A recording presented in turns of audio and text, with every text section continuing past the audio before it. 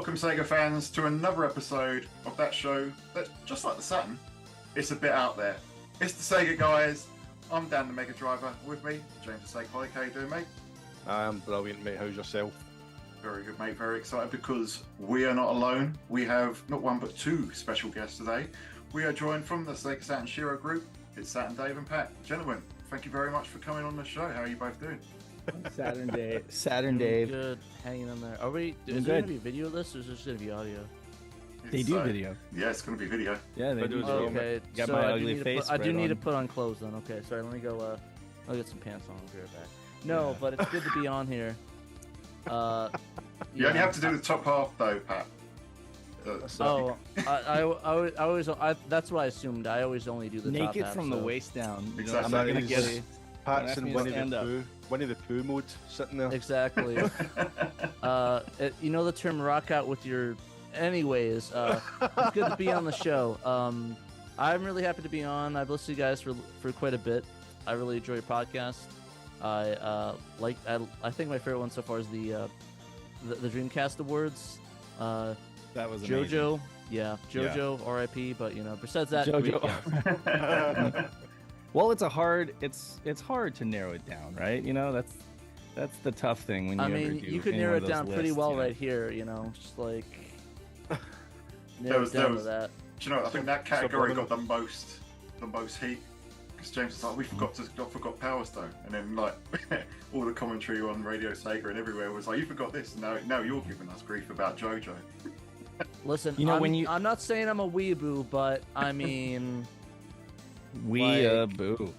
Exactly. Yeah, but he totally is. Literally. I mean, yeah. Speaking of Power Stone, though, I have something cool, though.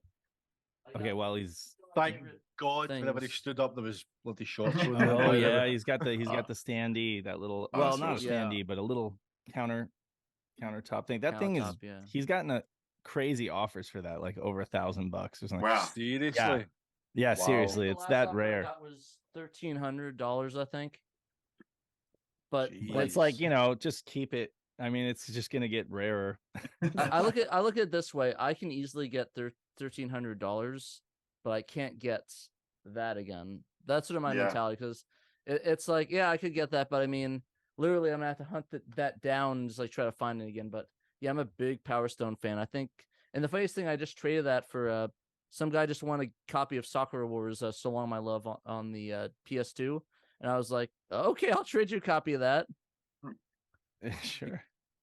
You could acquire that again. Yeah. So guys, just in case, I'm pretty sure all of our audience knows who you are, but just in case there's any watching that don't, do you want to give us a brief little overview of what you guys do? How did the Shiro group, I mean, you guys do podcasts, websites, videos, basically everything Saturn related is out there. So yeah. I mean, we forgot to announce our OnlyFans too, but I need to get that sorted before we put that you got on. my sub. That's only for that's only for the patron insider. Oops, sorry. Oops, that leaked out early. All right. Honestly, my bad. Pat and I were just two guys milling around Facebook groups back in like 2016. Literally, that was it. We were two of the only. I would say we were probably posting the most. At least personal stuff and maybe doing a video every once in a while, or hot takes or whatever. But the point was, I would get on Facebook with my phone, really janky setup, and just like beg other people in the group. I think it was at that time, it was like Saturn Collectors of America, to like, hey, does anybody else have a phone, and feel like putting your face in front of the camera and sharing, like, because I missed out on Saturn community growing up. Like I was completely alone in my fandom, except for like my little brother. He kind of trailed along with me, but then he kind of went off with the N64 and whatnot. You went to the dark side of PlayStation. No, my dad went to PlayStation. It's a long story, but I did a bonus cast on it or whatever. You can listen to it. But anyway, essentially, I missed out on that. So I kind of was seeking it out around like 2016, because in 2014, 15, I was kind of starting to acquire games again and try to, it was a stupid mission. trying to get Saturn games like in 2014, 15, because they were already like ridiculously gone. The market was already gone even then. I still think it's quite quaint that we joked about how it was unobtainable to get Panzer Dragoon Saga for $500. Oh yeah, that's I quite actually quaint. somebody was asking 400, and I was saying like you're charging too much, and I was kind of got in an argument on Facebook with this guy, and now I feel like I owe him an apology. I'm like, I'm so sorry. It's like, I'll still pay for $400. But yeah, so like all I ever wanted was community and like more people sharing their Saturn stories, because I figured it was like if we can bring everyone out of the woodwork who is a Saturn fan and come together, then we can kind of feel what PlayStation fans felt back in the day, like what it's like to have camaraderie, what it's like to have community around the love of this console. And Pat actually reached out to me. I don't know. We both love Police Knots. We both love Kojima games and Snatcher. And I don't know. We chatted one night for hours just on Facebook Messenger. And then like he shot me a message later on, like, you want to do like a podcast? I was like, I've been waiting for an opportunity. Like I've been waiting for somebody to ask me, would you like to do a podcast? Because all I do is talk. And Pat will tell you that. Like I need to shut up, but I talk a lot. And I have a lot of things to say. I just do a little bit of one of these ones when I need him to. Yeah. No, I'm just yeah.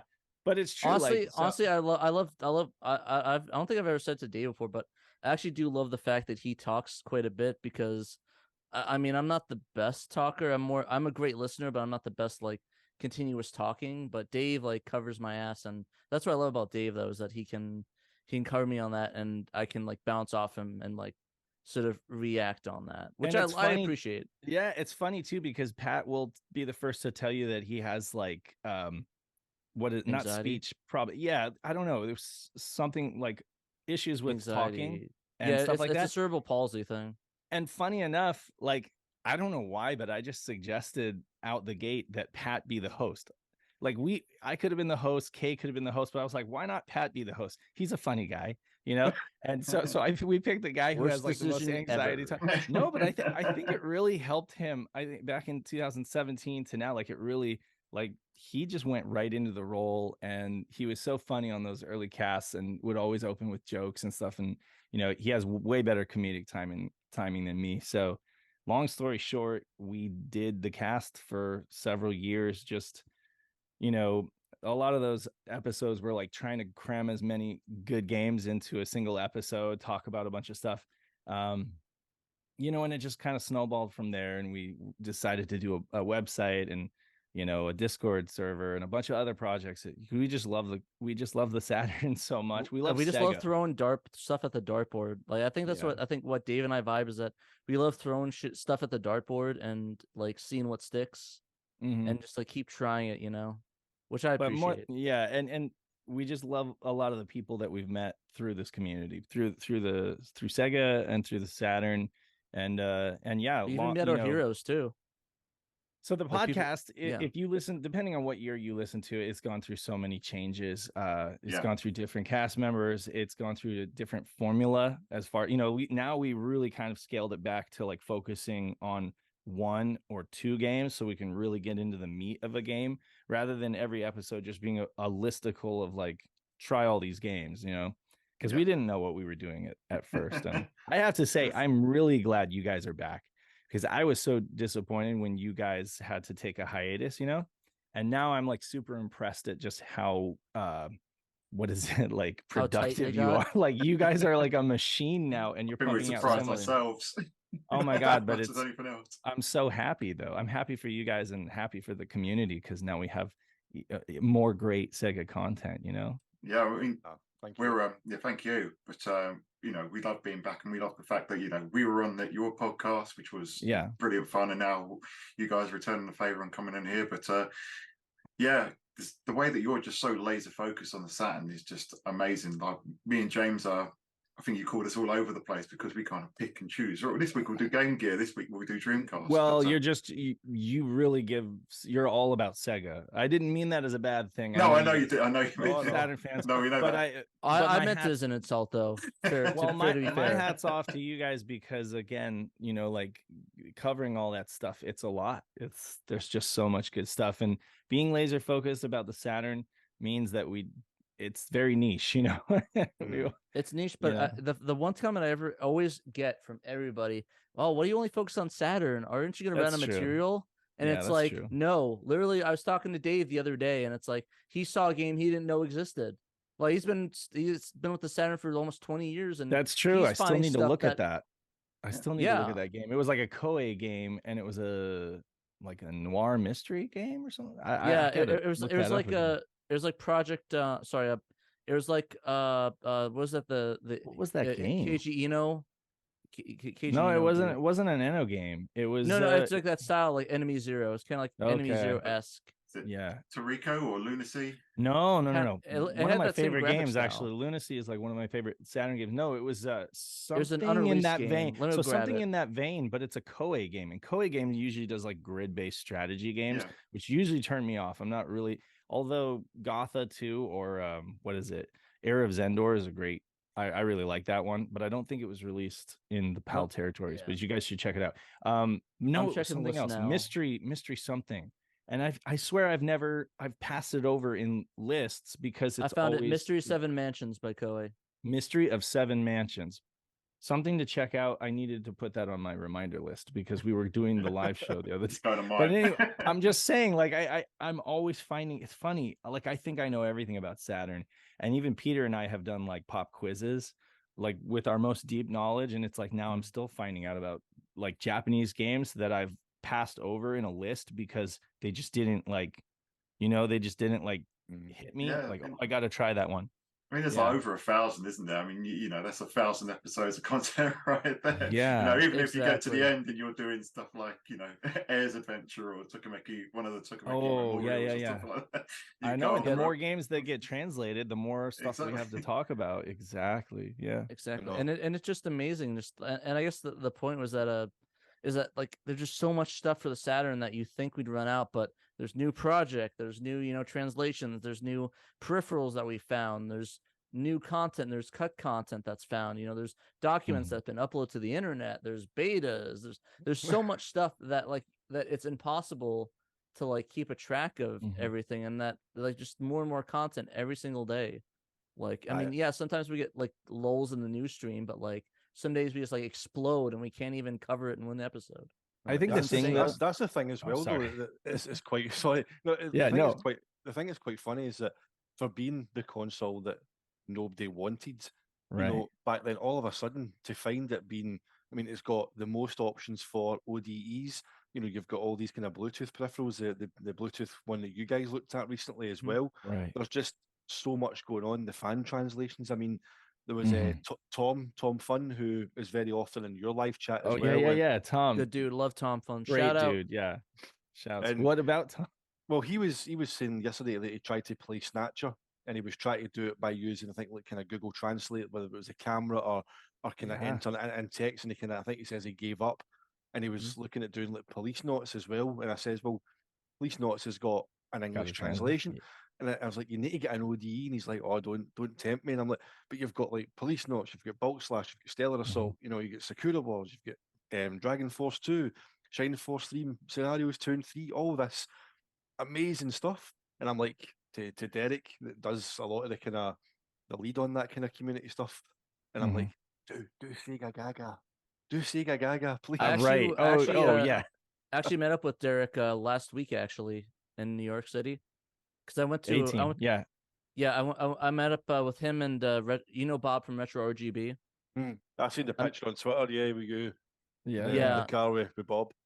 Yeah, we hung out. I love those dudes. Like, and there's actually some big stuff in the pipeline for Derek that he reached out to me about that we're going to be doing some stuff soon. So I'm mega excited for that. I really can't talk about some of the projects, but there's one big one that I think is going to blow the minds of everybody once it's announced, and it's amazing. Like I can't speak on it, but it's just insane. But that's awesome. I love Derek. I literally love Derek. They're great guys. They really are. And they just were dudes in our Discord community a few years ago, and Bob started making this amazing site on all the ways that you can connect your consoles and RGB and just implementation of different. I mean, it's a great website, a great resource for the community. And of course, Derek just started hammering away at Dreamcast translations. Before you know it, we've got like he's done several games under his belt. But yeah, no, I mean it's crazy. The thing is, there's an appeal to the Saturn for me. It's just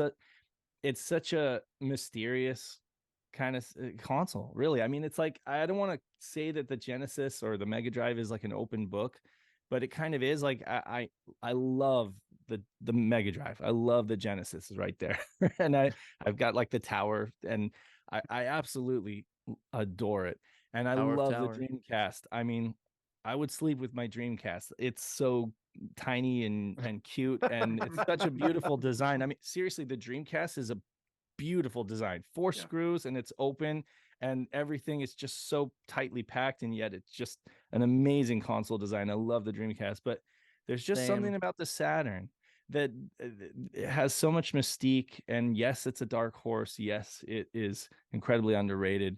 And we're trying to change that. But that's what just keeps pulling me back in, and it's like that's why I want to cover Saturn. I'm just like I have blinders on for Saturn, you know. Yeah, and there's no really, and there's really no one at the time doing it when we did it. I know, like I mean, it was just us. I mean, the Junkyard joined a little bit later as well, but like for a time, it was really just us talking about. There's no like there's no like Dreamcast Junkyard equivalent podcast that we were on that was for Saturn. So there's a lot on the table, a lot that a lot of us really, me, Dave, and Kay, just needed to burst out and tell people existed and why you should play this console. And that's why we love doing it and still love doing it. What are you saying, Dan? No, I was saying, just agreeing with you, Dave. I mean, the console still feels, it's my favorite console of all time. It still feels mysterious to me. The way that I describe it is exotic.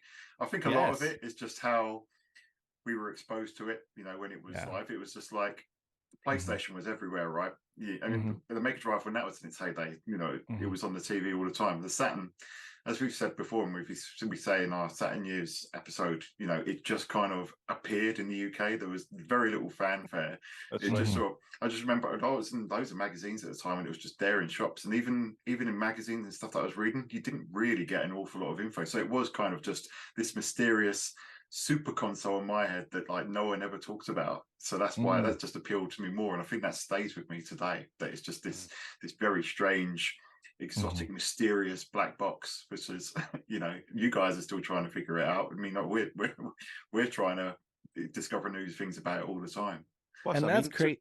28 years ago yesterday, Yeah. I had a bit of fun reenacting in video the meeting I had with it. That was Virtua Fighter at your uncle's house. That's it. And I was like, James had the coolest uncle. You had the coolest uncle. But I'm sitting there thinking, I'm going, like, you can tell I had the house to myself for the kind of weekend, right? Because like, if the wife and kids were home, there's no way I'd have been able to stand in the hall and change t-shirts and film different angles for this reenacting this. Great. But I mean, it's like 28 years ago yesterday that we got it, obviously in the UK and PAL territories. It's just to think that much time has passed and that we're still finding out new stuff about it. It's just, and we're going to go into it as well, the document leak. I mean, geez, exactly. The bits in that, my God. Yeah. Can I just say one more thing before we get into the document? Yeah. So one thing that I think is amazing is that so you guys, Dan got, it sounds like Dan and even you, James, got a Saturn before I did. So I admittedly was late 96, if not early 97. The ship was already very much sinking. In fact, I got my Saturn used and it was $80 with a game, right? And the reason it was so cheap is because they couldn't even sell them brand new, much less sell them used. You know what I'm saying? So the guy in the shop was just like, yeah, I mean, I'll give you a Saturn right now for $80 with Daytona USA. And so that was doable for a kid with, just basically working odd jobs and stuff. With he gave you like a shoebox with my brother, like a couple. It was a plastic shopping bag. It was unceremoniously a tangle of cable. You had the controllers. He threw I came home. My first Saturn was just a plastic grocery bag. At least I got mine in a cake box. Yeah. And I mean, but I mean, I bought it. My brother and I pulled in on it. But all I mean to say is that it's, we sometimes we say, oh, I was there, I don't want to say that that's overrated. I just want to say that it's like everybody's come to this console differently. You know, some folks were there day one. You had Sega Lord X importing the Japanese version, you know.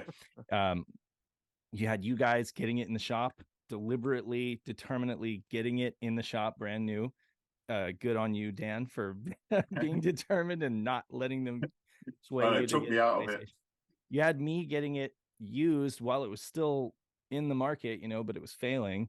And so I picked it up used. And then you have folks like me. Pat got into it in the early 2000s. Great time to get into it because things were kind of cheap back then. Like you could actually pick up Saturn games. And he found out because he loves Virtual On, right? And then you have like Nick, who Pandemonium. I mean, he's now doing some of the absolute best, if not the best, Saturn documentaries and content, right? And he is younger than us, but he came to the console through his love of several different, you know, Sega arcade games and his love of the Dreamcast and stuff. And it's no less valid, you know, like his experience with the console is every bit as real and every bit as tactile and important, you know, and look at the inspiration that the console has had on him and his content. You know, he absolutely bleeds Sega Blue and loves the console as much as we do. So it's like, I don't mean to gatekeep when I say I was there. I just think it's an interesting perspective, us being able to say that we were there, but everybody's come to the console differently. I think Danthrax, who writes a lot of articles for Shiro, only picked up the console a few years ago, and he absolutely loves the darn thing and loves digging into all the history and finding out about it. So that's an amazing thing about it, I think. And the great thing about that sort of that people getting new into it is that it's a different perspective of it. It's like in a retrospect and a fresh eye, where it's like you get like, you know, the best, like you get like the clearest, most, you know, unbiased perspective. True. And they give brutally honest descriptions of the games. It's like, yeah, I mean, I don't have nostalgia for this game. This game is crap. Like Mr. Bones, a lot of people, I see a lot of people praise it and love it, and it's like, I'll tell you straight up, it's crap. Straight up crap game. It's a mixed bag, and it's got. Oh, I'll tell you what kind of bag it is, Dave. It's a mixed bag of something, all right. That's the thing as well, though. It's like, how do you even continue your train of thought after that? By Christ, you know, it's like, you know. Well, a lot of games, they have charm. It has charm. Exactly, and I think that charm as well. I think people who can come to it later on, and if they haven't got that kind of, we say, bias, but they're detached from it. We've still got a lot of like rose-tinted glass. Like Virtua Fighter 1, right? I can hear no wrong about that because I just that game's just ingrained in there because of how I was exposed to it. But then you've got people who come to it today and they would go, oh, polygons glitch, it's 30 FPS, the timing's a bit out in the moves, and it's like, you need to get what it was like. But it's a lot better. It's actually a lot better than what credit people give it, right? I mean, because back in the day, of course, it did get crucified a little bit because of that, you know. It was like, because we were comparing everything directly with the PlayStation, right? Oh, Toshinden, you know, look at Toshinden, or look at, you know. But I know, right? Toshinden sucks. Like, I love. I just want to jump in very quickly, David. Say somebody put a tweet out, and it was PlayStation, the lie of organic growth rate, and it was a variety of clips that they're taking in, like from G4 and IGN and stuff like that. And one of them was Bernie Stoller, right? And he's like, you know, like one of the things I was tasked to do was to bring, you know, third parties on. And he says, when you see the sexiness of Toshinden is not sexy. It's like, it's rubbish. Where are they going with that? I'm like, I mean, yeah. I don't know. I mean, obviously, he couldn't say, oh yeah, Toshinden's absolute dog crap. Don't play it. Yeah, like, I mean, he's like, oh yeah, that's super sexy. Yeah. Pat, we needed you in retail stores in the 90s, mate. I mean, can you imagine somebody comes in for a PlayStation? Don't play that, man. That's just hairy ballsack. Yeah, it's like that shit. Get that on my face. Get that shit on my face. I'll give you the good stuff. Pat would have been great writing for OSSM, because, you know, that British humor, they love to do stuff like they'd have Dead or Alive, and it would be like only the breast, you know, like, or absolutely the breast, you know. Oh God, no, I'm not doing that. I'm not getting canceled that way. No, they always love they love their sexual puns. Oh, UK magazines were brutal for that. Oh, like, I know. The captions were hilarious. They were hilarious. A Taste of Honey. Tasting You know more what I'm talking sweeter about. than wine. I mean, Do. I stared at that centerfold. I'm like, here I am staring at a totally not real 3D render, and yeah, Dave's like that on the can't wall. stop looking. Even I Rich was imagining- Ledbetter, he wasn't averse to a risque comment, was he? In official Sega Saturn magazine, I remember a few captions. I think there's one with a picture of him with one of the show floor. I can't remember who it was, but it was like, "Oh, my darling, we could be in Rio in the morning underneath." Yeah. a bit creepy there, Rich. Now he's like Yeah. DF and all professional. Just find that hilarious.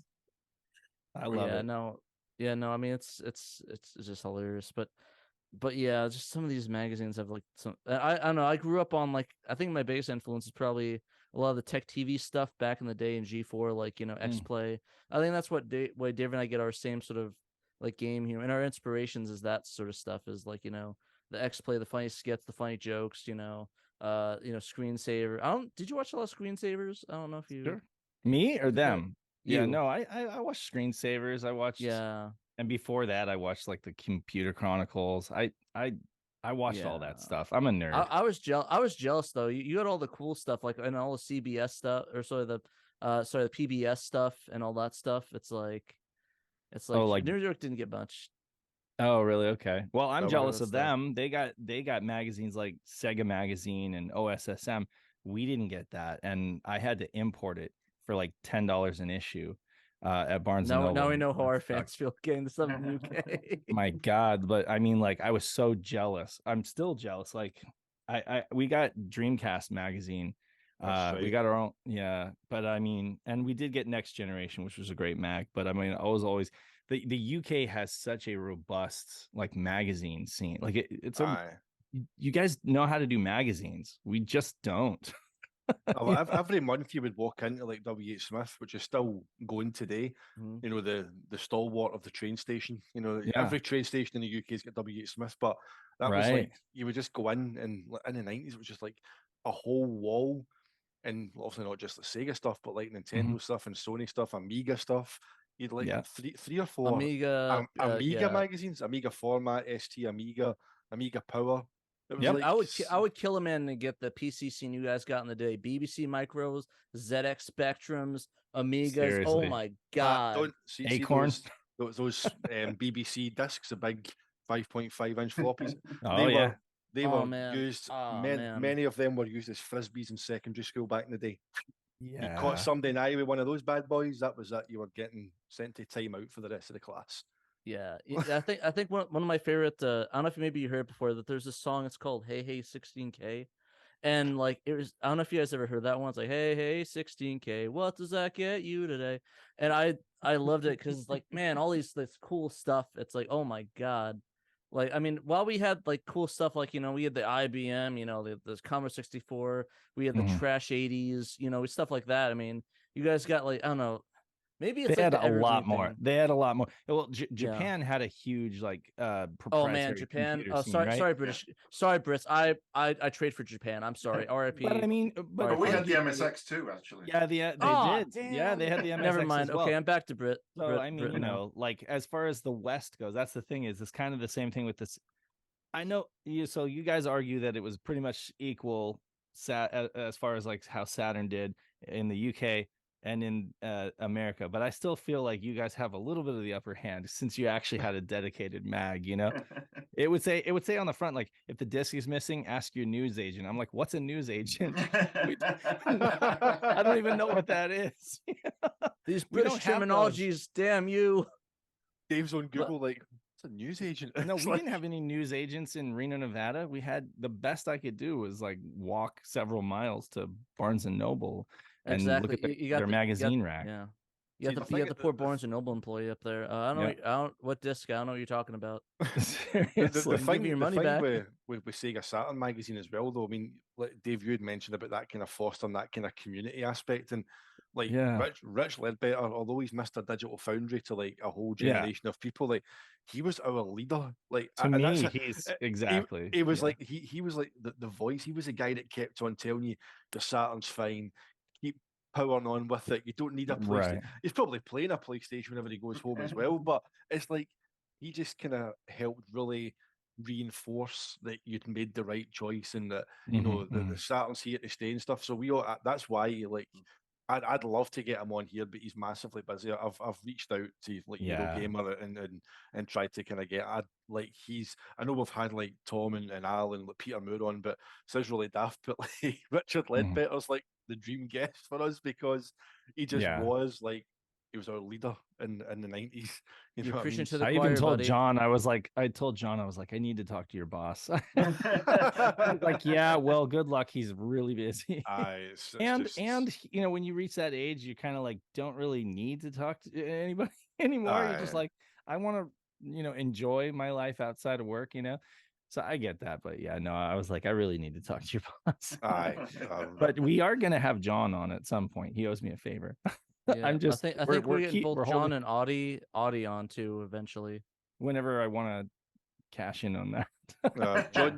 John has told me about 4 or 5 times in DM that he's going to come on here, and then we get to arranging it, and then he's seen the message, and then we never really get anything back. So I mean, I know really? he's like insanely busy as well. He is insanely busy too. You know, between DF and you know obviously DF Retro as well, man. It's like I don't know how that guy's got enough hours in the day, man. Honestly, it's like no kids. That's well, he's got kids. No, he has. He does. That's right. Yeah, no, he's got a son as right. well. So it's Audi I was thinking about, but no, he's just burning the candle at both ends. I don't know, you know. For us here, like that's what we do. 7 a.m., 11 p.m. Yeah, exactly. So what were we talking about in this? I think we're just going to go fuck agenda for this, right? And we'll just talk. It's like, well, we were talking about, you know, how there's always, you know, Saturn news coming through, and let's move on to the document leak. I mean, we've hit the mother load now, or at least, you guys posted I think it was Danthrax posted the article on the Shiro site about, you know, everyone's posting it. We have Danthrax, Dave did one, and Panda did one. Yeah, but there was I think it was it Danthrax that did how the document was leaked or uploaded.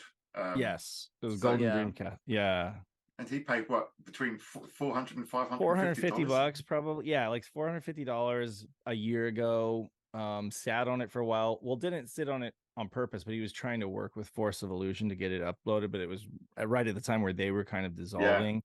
So then he just was like, to hell with it, I'm just going to buy a scanner and upload it, you know, myself. And so I don't know how good his scanner was, but he did the best he could. Again, it's like copies of copies, you know, it's like he's scanning already Xerox copies, you know, so that's in. So hold on, this wasn't like a file that he got of scans. This was actual original documents that he's then had to scan. Right. It was a folder. It was a binder. It was a blue binder that says, you know, Sega FY fiscal year 1997 brand review, and in there are several manila folders with tabs for different like sections like emails and you know, floor map and branding and promotion and stuff like that. So essentially this document would be this stuff would be passed out to like employees during a company board meeting or like a shareholder meeting. He's got it right there. And basically just, you know, handed to employees. So this isn't like this is just like a copy of just a paper, and we're copying that copy. So I mean, while it's not a lot, it's still really great we got that, you know. Based on, I'm kind of still trying to figure out whose computer this came from. Like if it was Diane Fornace, was it Fornazier? I don't know. Fornacier, yeah. That's what I was thinking, like based on the emails, but I could be wrong. I don't know. I don't think this was like directly from Tom's. I loved the email from Tom though, kind of early on, where he's talking about, you know, I just wish we could get, you know, media and analysts and gamers to see the success of Saturn in Japan. And I think that last line in that email, that really resonated, because that's what we felt back then. Because as I said before, like before PlayStation hit, like there was tangible excitement whenever like Saturn got mentioned. I remember in school, as I said when I was on the Shiro pod as well, it was like I had to like steal the instruction manual from my uncle's house to prove like you had this thing, that it's there. People didn't believe you. Yeah. No, people like, you don't have a 400 quid console. It's like, no, but this is the instruction manual. Yeah. And it was like tangible excitement, and then obviously PlayStation comes along and just kind of took over the hype. But that last line was so telling, because you could see that even as years have gone on, and we've come to realize, yeah, the Saturn was a success in Japan. It was going toe to toe with PlayStation in terms of sales, and then Final Fantasy VII hadn't changed everything. But to actually see that Tom himself was getting frustrated that nobody was kind of giving the Saturn its due or paying attention to what was going on in Japan, that would signal that, no, this machine can be a success. And, obviously I think the reasons you can see why he just bailed like months after. Mean, it's just he was more than frustrated. I think I think that he was cornered. Like honestly, at that point, they were absolutely effed. Like they were absolutely screwed. There was no coming back. No. What we learned from this document is just how screwed Sega was, and moreover, it's kind of sad how demoralized how demoralized his entire team was.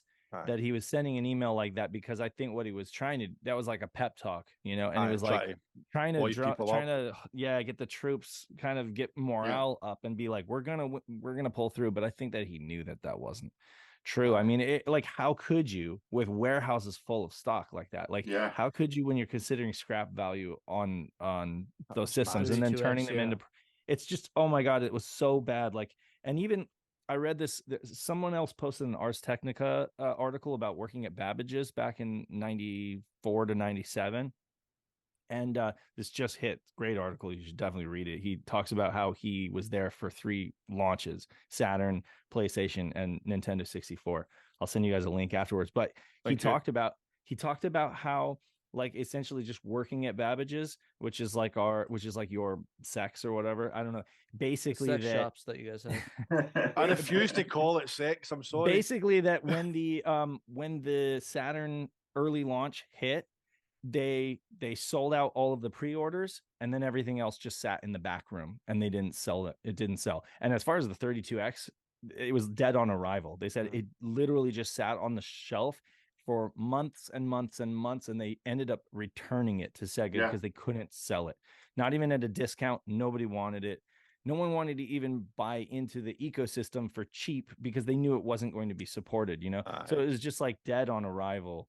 And it was being talked about in the same breath as, consoles like 3DO and Jaguar, which were all at that time seen as dead as well, So it's just, it was so terrible, It's the sadness, really. But I mean, you can't really. The thing is that you see the numbers. PlayStation just had so much momentum that out the gate it was selling double what the Saturn was making. More than double. It was ridiculous. It's 7 to 1 at some point, isn't it?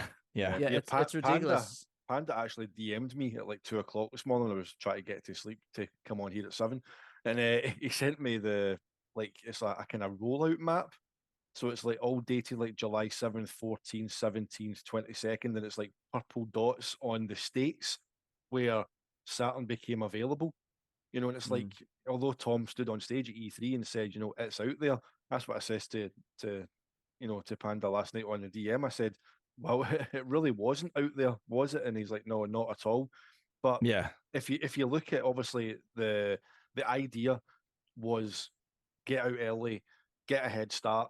And then you look at the sales numbers for May through to August for Saturn, and then September 95 PlayStation comes along in 1 month and just fucking obliterates. 130 or something, was it? Yeah, 130,000. 137, 128. Pretty much as much as it was selling through its lifetime. And the thing that's almost 140. Wow. Yeah. And the thing that sucks though is that like I was doing research because I don't know if people know that I actually had at one point I had a Saturn kiosk, and I was working on a video for that. And doing research, it seems like when they came out with it, they had to make makeshift kiosks where they just like, threw a CRT, put it in there, and like put the system in there. And it's like, oh yeah, here's a little kiosk for it, and really they didn't really get an official Saturn kiosk until like months and months later. And at that point, the worst part is that these kiosks were dual purpose, so they're for Genesis and Saturn. So they're shooting themselves in the foot even more because they're trying to, and like even looking at the document, the stuff that Dave showed, there was still 96 advertising for Genesis, no Genesis, Game Gear, and Nomad stuff at E3 in '96, and it's like, Yeah, what are you doing, guys? they spent like 30 grand. They spent like 30 grand on Yeah. the Nomad booth, but they weren't advertising Nomad at all. Like they weren't spending any ad dollars on Nomad, and they were hardly spending anything on Game Gear. It was like mostly print ads at that Yeah. time. But you could see the big circular booth. I mean, we went over the show floor map. Yeah, It's you just did. crazy. But you know, the other crazy thing that I was just thinking was that I just lost my train of thought. It happens to me all the time, mate. Trust me. I mean, honestly, even from my own perspective, like I walked into, I just didn't hear about the Saturn. Months went by. I was just a Super NES fan, you know, playing my Star Fox, hoping for a day that I could play Daytona on a console. And I walked into Electronics Boutique, and there was a PlayStation there, and it was like, oh my god, the future is here. Like, here's this console, and it was playing like Jet Moto. And I mean, the physics was pretty great. I mean, the game is aged, but seeing that, it was I amazing. mean, something you can only get into the arcades. It's like, oh, I get arcade graphics at home. It's like, oh my god. Yeah, I have to pay like $1 to play this damn game. Yeah. Now that would have been a demo. That would have been like an early demo. And I think at that point, Ridge Racer was out. They had a couple of like launch games, but then they had like this demo disc, and I was like playing Jet Mode in there. I was just like, oh my god, this is amazing. I was really disappointed to hear that it didn't play Daytona, and that the console that supposedly did play Daytona was crap, is what the store clerk told me. He was like, Of course they did. Yeah. He said, it's terrible. It's not, he's like, if you love the arcade version, well, this is nothing like it, so just forget about it. And I mean, so he wasn't far off, to be honest. I love how yeah. you know, I was told not to buy a Saturn. You were told that the Saturn was crap. Then they go, well, we've got to return these Saturns because they're not selling. You wonder why they're not selling. Listen, Right. I just want to. So I'm gonna put this in perspective. So I grew up in the sort of New Jersey, New York area. You know, the biggest probably market you'd want for like the Saturn. So like I got the TV stations. I guess the equivalent. I'm trying to think who in the UK. It's like Sky or whatever. Like basically, it's like all the marketing would be in the new. I mean, even the PC 98. Sorry, not PC 98. PC Engine, TurboGrafx 16 got a big market in New York City and that area, the New York, New Jersey area, because pretty much New Jersey and New York are like side by side, pretty much. And so I'm gonna put this hand to God. My first video game console was the Sega Pico. My second was the Sega Game Gear. And the thing is, I knew both of those consoles and I had them and played them. My parents and myself never heard of the Saturn back in the day. It was straight to Dreamcast. Yeah, according to this document, the Pico didn't do that bad, right? Like at least initially, like the Pico, I mean, towards the end there, of course, but the Pico actually sold, you know. Yeah, and production just until 2005, I think. Right, it outlived the Dreamcast. Past one of the guys that bought it. Exactly, and it just surprises me that I could get these obscure consoles, and I lived in a giant market, New York City, Yeah, the biggest market for this console in Jersey. Never heard of the damn console, and like that is probably the biggest death thing. I heard of the Dreamcast. Everyone heard of the Dreamcast. No Saturn. Oh, that was everywhere.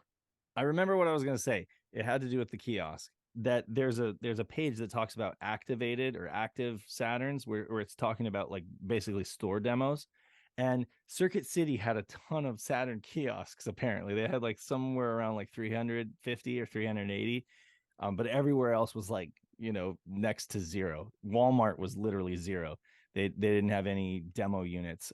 There were of course tons of places that had like 800 PlayStation demo kiosks, so crazy numbers for PlayStation, but very few. I guess Circuit City was one of the places that got behind the Saturn, according to this document. But I wouldn't work till at Circuit City until like the Dreamcast era, so I never saw Circuit them. City, by the way. Yeah, I know, right? Are you talking about kiosks though? I mean, that's actually something quite interesting, Dan. Did you ever see an actual official Saturn kiosk in any store? Because I sure as hell didn't. Yes. I think I've told this story before, but yeah. So I used to go shopping in this mall with my mum, and I was 13 at the time, so she'd go off and do her thing. She'd go, you can go off, and obviously I'll go to all the game stores. And I walked into the Sony shop, and they had this huge. and I think this shows disproportion. They had this huge, I think it must have been like a 50-inch screen, which at the time was absolutely massive, playing Destruction Derby.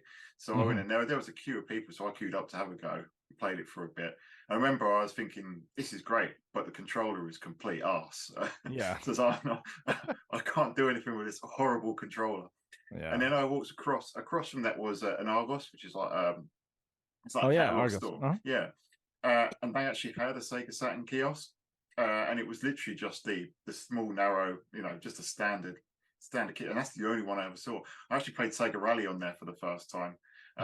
That's right. I remember you telling me. I played Sega Rally, and I thought this controller is beautiful. I'm definitely getting one of these Saturns, but I'm not getting this crappy rally game. I can't control it.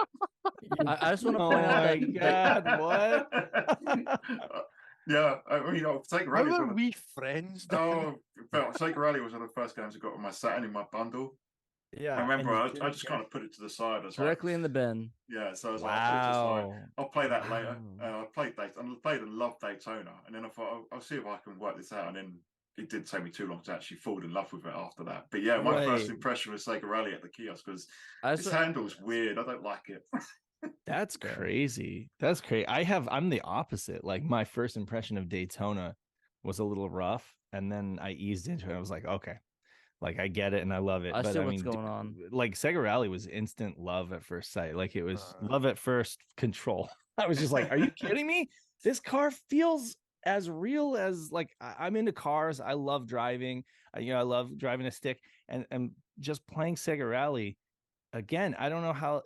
I think James talked about it when you talking about like what it is. I'll talk about Sega Rally all day. Mate. I mean, you talked about how it feels like force feedback without there being any kind of force feedback, right? You whatever the what you see on the screen and how it relates to your inputs, and you feel that kind of control, the same kind of control that you would feel behind the wheel, and it's just insane. Like I don't know, that was love at first sight for me. That game, I mean, the thing with Sega Rally, sorry, a wee tangent, right? But it harks back to that whole brilliant kind of Saturn community, because on Hidden Palace, one of the big bugbears of mine, right, is on the bootleg sampler, and Dan's smiling because he knows where I'm going with this. Yeah. The Celica model is so close to the arcade one, and then for whatever reason, and I hope that Panda covers this in his documentary somehow, but he will. They changed the damn. That's the one coming next. They changed the damn model, and it doesn't look quite as good. And I used to play the bootleg sampler just to see that old proper Celica, and then on Hidden Palace they put up the full build of that October '95, which is the full game. Doesn't have the attract mode kind of sequence, and right? The menu's a bit kind of janky, and you can't change the sound volume. If I remember, the BGM volume is stuck on 6. You can't turn it all the way up, so you can't really hear that great music. But you get to play the full game with that gorgeous Celica model, and the color palette's a wee bit different as well. Like the muds are slightly kind of lighter brown, and the greens are a bit denser, so they've tweaked a few things. But I'll always play that Hidden Palace build because it's got that Celica model. It just looks even closer to the arcade. Speaking of builds, though, you guys got a better build than we did. We got the crappiest build. You'd a mountain missing. I mean, but I guess it's indicative of just how poorly we were doing. Like we need it now. We need it for Christmas. Well, you did get the equivalent of Plus in Netlink Edition, which added the analog support. We didn't get that. We got our stock release. I think the most upgrade we got to Sega Rally was a plastic case. You're talking about later on with the Netlink version, right? Yeah. So that's if you're gonna play. Did you guys even get Netlink support in the UK for this Saturn? No. Finland did, believe it or not. Like the Finnish, they got their own Sega Netlink with Sega City or whatever, their own proprietary connection service. But I used to be fair. I mean, it probably was hard to get those 1700s wires pushing data for the internet. Yeah, you're talking about the UK like infrastructure, or what? Yeah, maybe the wiring and stuff. It's like I mean, it's the same thing in New York City. That the infrastructure there is just so archaic and ancient. Yeah, I never even thought about that, but I don't know how that has any bearing on it. But yeah, I mean, it's crazy. It could have been an issue. I mean, yeah. I mean, of course, you guys can play Netlink now. We and can you now. should. you should definitely. But it shows. Sorry, I was going to say it shows how desperate Sega were just to get that title up. I mean, we had to wait until what is it, January or even maybe even February for Sega Rally over here in 1996. Yeah, we had it to was wait. January. Yeah. So at least you guys had it for Christmas. But I think one thing that I was going to, a good way to talk about this document without going overboard was to say, one thing that was really stood out, and I think that ties into what I was going to say is just how desperate Sega were to get things out there. Because the 16-bit market, I think no one knew how much it was losing momentum at the time. And I think when you see it in that context, you can kind of understand why we had things like the 32X and the Saturn, because Sega was just desperate to get something out to regain some sort of market share in 1994, because it seemed like they had a spike post Sonic 2, and then it just kind of flattened out. So yeah, that speaking of Sonic 2, they had like how many? In the almost 300,000 copies just unsold, that's crazy. That's a lot of plastic, a lot of PCBs. The funny thing is there's a lot of talking heads. There's a lot of people on over the years, blogs or YouTube or whatever, who have come with the opinion that, if they could have extended the Genesis longer, or they could have like really pushed that, done more advertising for Genesis. Now that we look at the numbers and see that they actually had a ton of stock and weren't selling, oh my God, like that would have been just even worse. Like if anything, they just shouldn't have made the 32X from the get-go. Literally just push every one of them is a Sega CD. Every 32X, and that's what makes that scrap of that worse. Is like you're literally getting value to scrap what could have been. Like you look at the rollout and how it was staged, state by state over the kind of every 4 or 5 days. Like if you hadn't made the damn 32X, they're all Saturns. In the beginning. It comes back to I think James, you said it on when you was on the Shiro podcast recently, and I think this is what I said to you. When you look at Sega's precarious position in 1994, they needed to get a new hardware out there, but obviously they didn't want to let go of Genesis because it was still kind of new, or it's newer than in Japan. But I think when you see the Genesis, fading away in 93, 94, if the 32X didn't get made, I know everyone always talks about, the Saturn launched too early, but I think if 32X doesn't get made, bring the Saturn out Christmas 1994 worldwide. I mean, we did a pretty big rollout of the 32X in the West. We were able to manufacture those. You move those 32X. Can you imagine a Sega Saturn launching in 1994 with Virtua Fighter, Star Wars Arcade, an internally developed version of Virtua Racing, internally developed version of Doom that doesn't run like complete arse. And a 9-month head start on what the PlayStation would be doing. Perhaps it's easy to look back with hindsight, but I definitely think that they should have made the 32X, and they should have stuck to the September launch. They should have given developers plenty of time to just have a massive launch lineup that was strong, give them more time to work on those games so they weren't half baked as well. Definitely take the properties that you're talking, the IPs from that would have been 32X games, bigger launch lineup, right? Like just kind of what they did with Dreamcast, like have a ton of great games, at launch, just really hit the ground running and spend those ad dollars not on ridiculous waste, Super Bowl weird high concept commercials that are going to play once and that's what I mean by Super Bowl. It's like it plays once and then that's it, No, like spend that money wisely on hardware to put out there for people to play, because if the games are good and people can play them for free and try them out, then it's like it'll sell themselves kind of, and they didn't do that. They again, I've heard that, it's like mismanagement on Sega of America's part, but again, Tom was forced to do that by Sega of Japan, and that it was a bad call. They thought that it would pay off. It didn't.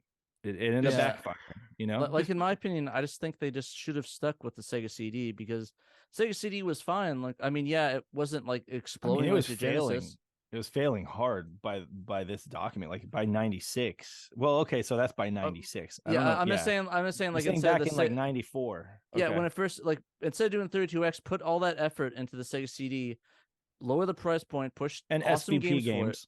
Yeah, Yeah. like extend the Genesis with like Vector Man 2 and Sonic 3D Blast and and it's SVP great music, games, and it's like have the music and make like that because that's the big thing, the sound of the chip. Like put that effort into that Sega CD, because that's what it had over the Super Nintendo was the Sega CD stuff. So do that, push all that technology, make some great games for it, and extend the life on that. Like maybe or some RPGs, put some more from Japan on there, or like even make more, and then just release the Saturn in 94 or 95 when it's all ready.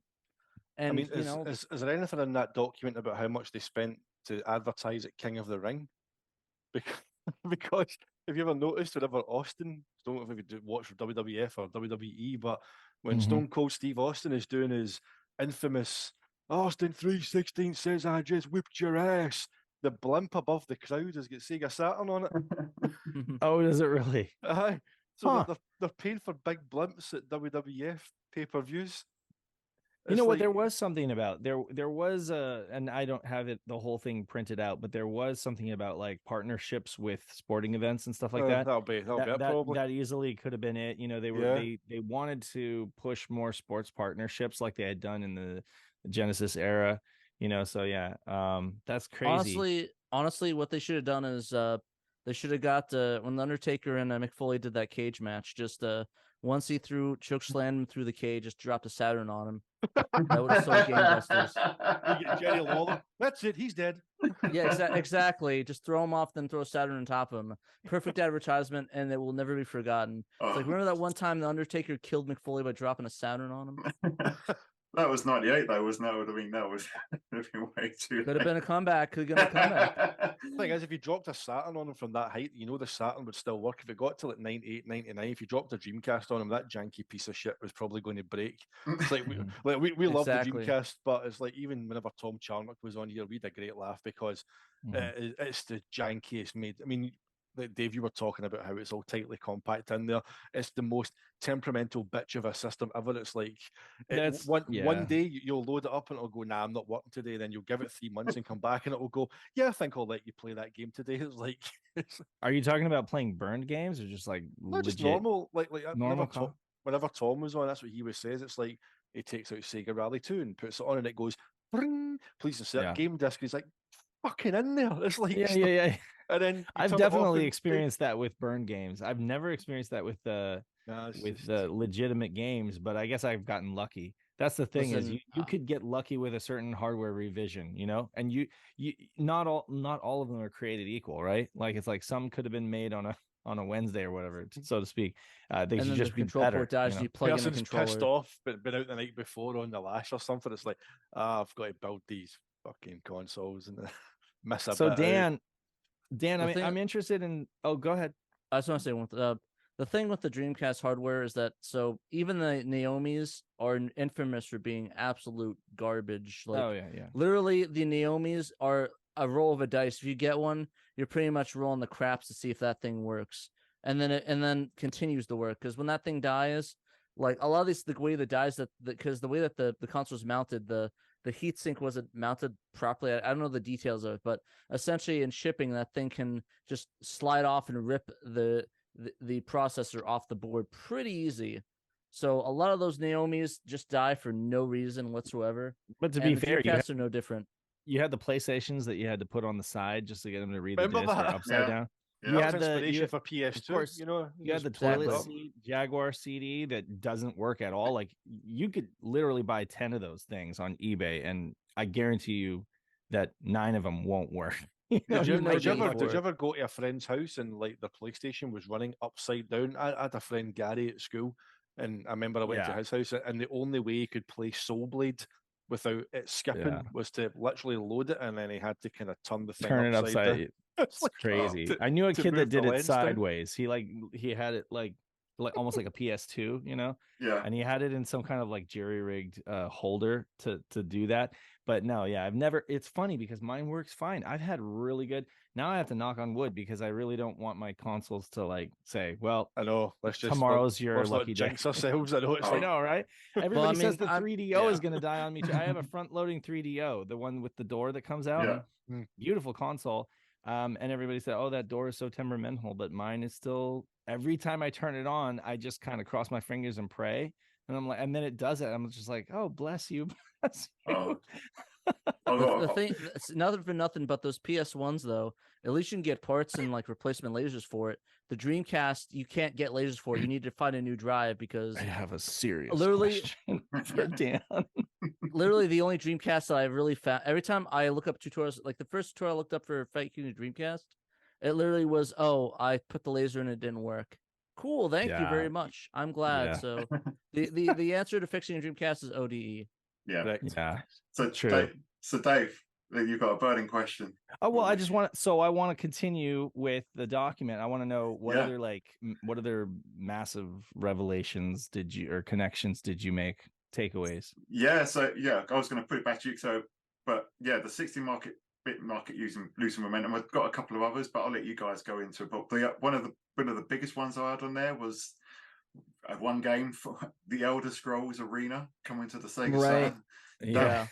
And straight away, you guys are probably the same, but in my head, I'm thinking, how could they do this? And I'm thinking, well, most of that game was kind of flat, VDP2 could be doing stuff there, all the characters are sprites, and I'm thinking, oh man, that could have been a game changer if that came to the Saturn. So that was funny. That was a 94 funny. PC game as well. It was, so exactly. We threw the PC crowd right in with that, Right. It's funny though, because that was a lot of people for the years thought that was supposed to be Daggerfall, and it just came out like with this document, it confirmed that it actually was Arena that was coming to the Saturn, and it just amazes me that they couldn't even get that off of there, and but maybe, to be honest though, maybe it's the best that we didn't get a Todd Howard game on the Saturn. We might have got like 12 versions of Skyrim if we did that. But, I mean, what amazes me is that the Saturn had all of these PC ports. It had Theme Park, it had Myst. Discworld. Like Myst was close to launch, or it was a Japanese launch title, and it was very close to launch. And it had mouse support, but we didn't get a mouse at least until like 97, late 96 or whatever with the Netlink, right? And it's like by that time, literally nobody's buying the hardware anymore. And it's like, why couldn't you have given us a mouse? It's the simplest thing, the game supports it. So now it's funny, like now you can, with Blue Retro, if you have like a Bluetooth mouse and you get one of the Blue Retro receivers, you can actually play Myst with the mouse, or you can play Policenauts with the mouse. Yeah, go this little fun fact. This little humble bazooka, very well built receiver. Plug that in and get yourself a Bluetooth mouse and keyboard. You can play those games with mouse and keyboard support. I'm definitely going to do that. Brilliant. And you don't have to use the ball mouse, use the regular laser optic mouse. And it's super easy. Like this, there's no like spending 15 minutes trying to get it paired. This thing, it a second you plug it in, it's in discovery mode, and it's like, give me a controller. So it just literally pairs for you. It's like it's amazing. Yeah, so I love it. But yeah, no, it's just crazy. Why 12? It's funny. One of these emails. So we could jump around, but one of these emails really hit me. I was going to ask, what's your biggest revelation from there, Dave? Well, there's so many, but so this is just happens to be the email that I'm staring at right now. So it's March 21st. It's about Nintendo. Well, the subject is Nintendo. I've been saying the same thing. Oh, I'm sorry. Let's see. The original email is from Shinobu Toyota. It's talking about Nintendo told third parties lately that their doors decreased to 10,000 from 20,000 at peak, and expresses concern some retailers are getting out of the video game business due to low margin. This email was March 21st, 1996. Now, here's the interesting thing. Tom says, if the video game industry does not find a way of increasing their retailer margins, we will soon be left with only specialty store distribution. In the past years, we've seen many retailers exit the business: Macy's, Shopko, Hills, Kohl's. well, more this year if the margin is not increased. Guess what? This is the exact same year that the article I was telling you about in Ars Technica, the dude that worked at Babbage's, his store closed, and several other Babbage's stores were closing and getting bought out and turned into GameStops. And it was happening back then. It's a change that's been happening since all the way back here. That it's when it happens gradually, we don't notice it, but basically the gaming industry has turned into, little plastic cards that you buy at Target to redeem your license to play, basically. And I mean, stores were closing back then. The margins just weren't big enough. They couldn't continue to publish these physical games and sell them for the very paper thin profits that they were making. So it's just what was if I remember as well, Dave, seen in there, it was that the retail margin was 6%. Yeah, for Saturn. Exactly, 6%. And what was it? PlayStation was like 13. Yeah, I can't remember. And of course, again, is that why retailers again were then pushing PlayStation? They were getting greater returns for the sales. It's we talked about it on the previous cast that we did. Was just like, I can't imagine being like, if you were a kid, a teenager or whatever, working a minimum wage job at a game store, and you're a clerk and you're working either on commission or just on the honor of, the internet doesn't really exist in its full capacity, and it's my responsibility to to tell gamers, what is available and what's the best deal. Well, I mean, the Saturns have been sitting in the back and they haven't been selling, but the PlayStation is just like flying off the shelves. We can't keep it's as soon as it would get in, it would all be gone, So I mean, a lot of shop clerks probably would think just to, get the PlayStation or get the Ultra 64 or whatever as soon as that comes out. And of course, that was a whole other story. I mean, when Mario 64 came out, they had 3 games on the platform. One was a remake of Pilot Wings, right? One was a jet ski game. That's what everybody called it. Where's my jet ski game? That didn't make launch because it was delayed. So you had Mario 64, the greatest game of all time, to carry the. I'm saying that jokingly. I love Mario 64, but I mean, it literally carried that console like on its shoulders. And I mean, it really was. It's hard to say. Phenomenal. Yeah, it really. I was going to say it really goes to show the power of Super Mario 64. And I imagine a lot of people, we joke about the N64, and everyone's going to make joke about it. But I mean, there's a reason why it was so successful in a lot of people's eyes. It just was. There's so many of the good games. Like, I didn't get a lot of games. It didn't get a lot of variety of genres, but the games it did get were pretty amazing, at least first party wise. But Virtua Fighter was Mario 64 in Japan. Virtua Fighter had that kind of power to sell 1-to-1 with consoles, almost nearly 1-to-1 with every console. And didn't matter the Wanchai Connection and Tama and Myst. I like Myst, but like that the other ones in the lineup were not that great. It didn't matter. Honestly, I prefer the Japanese public. You had Virtua Fighter, which was arguably this like very close to the arcade port of what folks thought couldn't be done. Couldn't possibly be done. Couldn't have been done on 3DO. I mean, and I'm a 3DO fan, but I don't think the 3DO could really push polygons in the same way. So, it was incredible. Again, Virtua Fighter was not, even though you love it. James had an amazing experience with it. Most Westerners just didn't really click with it, No. To be fair though, it's just like after all the fighting games and used to 2D fighters, and still to this day, a lot of people just don't get Virtua Fighter and they don't really enjoy the mechanics of it. Even though it's probably one of my favorite games, because it's easy to play, difficult to master. But like a lot of people, pisses me off that Tekken has evolved onto its 8th game. And like gets all this adoration, and it was just basically like a cheap response to VF. Tekken has always been just copy. It's like Maximilian Dude says. That's right. Tekken's entire history of Virtua Fighter does this. Virtua Fighter exists. Let's make Tekken. Virtua Fighter 2 does this. Tekken will do that. It's like Virtua Fighter 3 did the undulating stages and all that sort of stuff. Or Tekken 4 does the undulating, and it all just copied what Virtua Fighter does. Hey, listen, nothing for nothing, but we did get a new Virtua Fighter recently. there was a port of a PS3 game. Yeah. A remaster, yeah. Another interesting note is that in this document, it talks about Knights being viewed as a very, it talks about Knights being viewed as a game for younger audiences, Game right? for kids, yeah. Game for kids. And it says, we need to try to convince them to, add some things or adjust the game to make it, have more cachet with like older teens or whatever. But at the same time, Sony reveals this new game called Crash Bandicoot, right? And Shinobu Toyoda says, now that this is Sony's fall September release feature title, let's find out their marketing plans, TV, creative direction, media budget, promotion, etc., and reflect back on our Knights plans. And again, I think that they realize that it's like, what's the closest thing we have to a mascot game? Yeah. Knights. And what would be, oh, wait, Sonic Extreme is nowhere to be found. Yeah.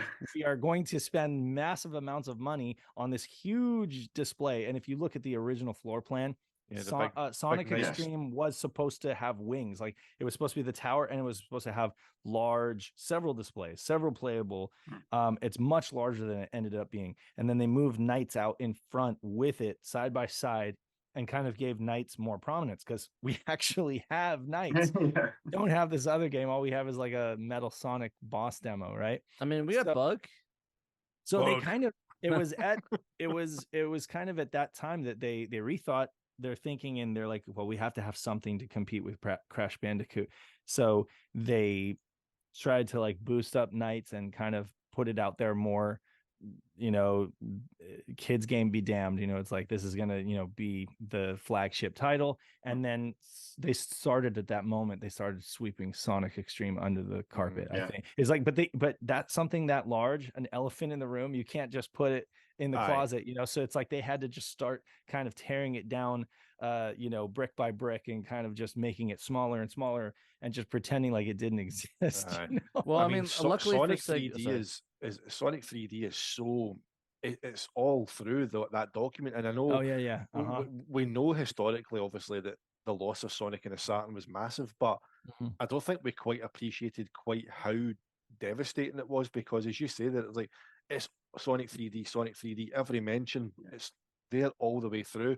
And then as you say, it's like, this isn't going to happen, we'll just try and sweep it, and then Knights comes to the fore. But it's like, it was even more devastating than I think any of us ever would give it credit for.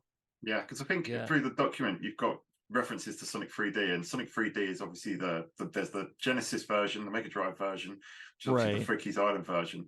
But I think there's certain stages in the document where it says Sonic 3D, but then it says STI next to it. Yeah. So that's obviously Sonic Extreme, right? Yeah. Right. Yeah. Well, that's what I assume.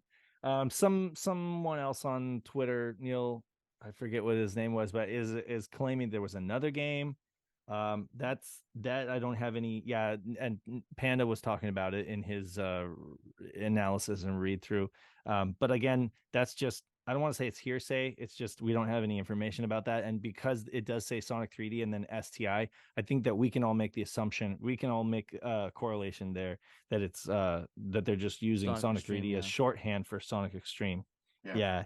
Well, I mean, I just want to say, going back to the Crash Bandicoot game comment, I just want to say that we did end up getting one of the best, the only good Crash Bandicoot game ever released on the Dreamcast, Super Magnetic Neo, which I think is fantastic. Unfortunately, it was the only good Crash Bandicoot game ever released. So, I mean, I'm not a big Crash Bandicoot fan. I think the game and the series is massively overrated. But there we go. But finally, good opinions. It didn't matter. My wife loves Crash Bandicoot. Oh, my wife loves it.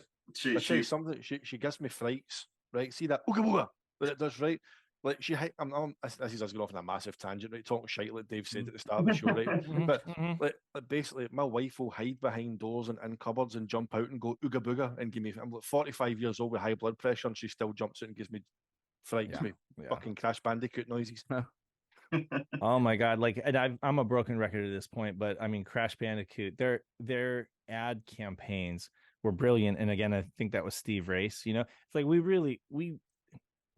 like when you pay a club player to stay. You give them whatever they ask for. Like we should have paid whatever it costs to keep Steve Race and not have him go defect to the enemy and take all of our trade secrets with him. And then also take his like marketing strategy, because like the way that man could market a system. I mean, sure, Tom was the CEO, and sure, he kind of laid out the strategies, but when it came to like selling the console, Steve Race was he was amazing. The man for that. Yep. He really was. $2.99. I mean, and hey, Mustache Man, like all of that crap was his. Those were like his ideas, and that was his kind of like his style, his panache. You could tell. And it was like they had it with Sony, and we lost it, and we were making jabs at them like, fly, you're not ready. It's like, okay, it's like it just, considering the Saturn's position and that every gamer knew what kind of position they were in, it just didn't play well that they were acting like they're tough shit, and that the PlayStation isn't, you know what I mean? Like if it would have just been more honest advertising that kind of focused on how good the game is, instead of trying to cut away to pointless footage of ridiculous things, that didn't matter, like a baby crying in the crib or whatever, it's just like, just show how good the game is, And I think they did a good job with that on Dreamcast. I think they got their footing pretty well, but at that point it was a tad too late at that point. I mean, just other external factors, but I think that's why I really appreciate is that the Dreamcast it got back, but like if they just had one thing, like if they're able to keep pushing it out, I think they could have pushed out the Dreamcast and pushed through that generation. But you know what they did? You know what they did have in let's see, this email is dated March 28th, 1996. Sorry, March 28th, 1996. You know what they had in Japan that we didn't have? Segata San Shiro. Yeah. So Tom is talking about, I just visited 10 retail stores in Tokyo. We're killing Sony. Saturn hardware is sold out. Our interactive displays are better. Stocking is far superior. Can't believe what's happening in Japan. We will win here in the US eventually. I want everybody to understand what's happening in Japan, like you said, but we will win here eventually. But no, it's like you're not using the same recipe though. Like, they've got this brilliant advertising campaign. They've got a lot more software coming out, and there's just they don't have as much, they haven't committed as many sins over there that are unforgivable. You know what I mean? I mean, like even in the United States, they had with PlayStation, they had like the Crash Bandicoot thing, which was amazing. The guy with the megaphone outside of Nintendo and stuff, like shouting at it, and like that whole, and it's the same sort of in that same vein. I mean, it's not the exact same thing, but the same, vein of like going and like doing this life thing, like just like it's surrealism in that way, like like this is better, like that sort of funny campaign thing. I mean, hell, like they had the guy come back, like was it a couple months ago at the Game Awards orchestra, like they're in the same suit. It just goes to show the marketing power that had. And it's someone Takanobu Mitsuyoshi are on stage singing the Segata San Shiro song. Everybody's going crazy. It's like and he's endured. Obviously, he's the inspiration behind the name of this. Obviously the Shiro Pod. But it's like you're right. They just weren't correlating. It's like Tom was acknowledging the success in Japan, but it's like as if they were trying to kind of relive the kind of the Genesis kind of pomp, that kind of more kind of, we are the market leader, we can be arrogant, we can take pot shots, but it just wasn't working because it's not the same landscape. Everything has totally changed since then. So people could see through the bullshit basically.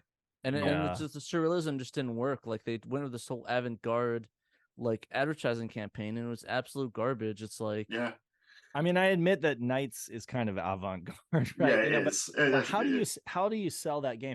I mean, I'll be honest with you, the attract mode sold me.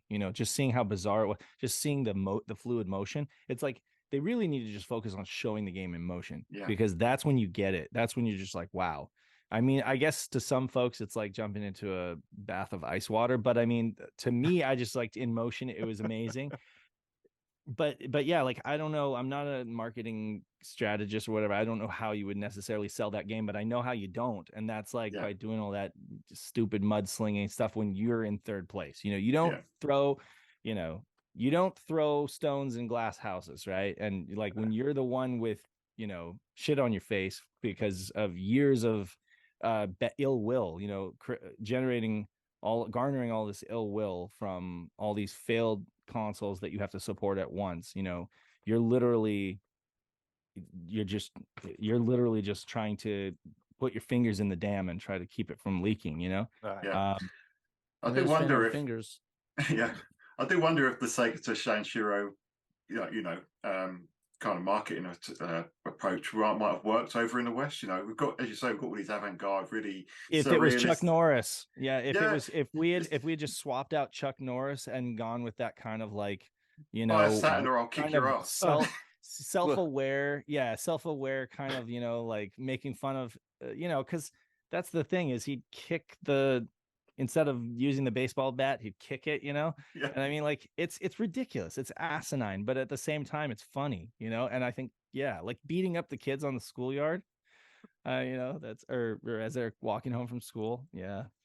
This is you know, people can understand it. It's straightforward, so it's just like, yeah, you know, this guy Say what? yeah, saying this guy, you know, is Sega Saturn. He'll kick your ass or do all these superhuman things. Where all the theater of the eye stuff and all that other approach just didn't work. He was like, the Saturn itself had a mascot, you know, and that's important, you know, like that helps. Like it kind of helps give the system character, and then people are like, I want to kind of get behind that, you know.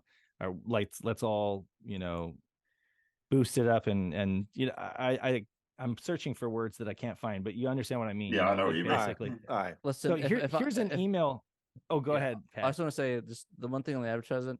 If I was back in the day and I had the US advertisement, I would just go all sci-fi and I'd do something like a Star Trek parody where it's like, you know, these people are like getting attacked by the Borg, that's PlayStation, and you have like the Voyager, the Saturn that comes in, swoops in, kills all the PlayStations, and gives people Saturns and like gives the civilization the Saturns and awaken them to the gameplay. Or just do like Stargate SG-1 and just give them a bunch of like P90s or Saturns or something like that, and tell them to overthrow the PlayStation gods.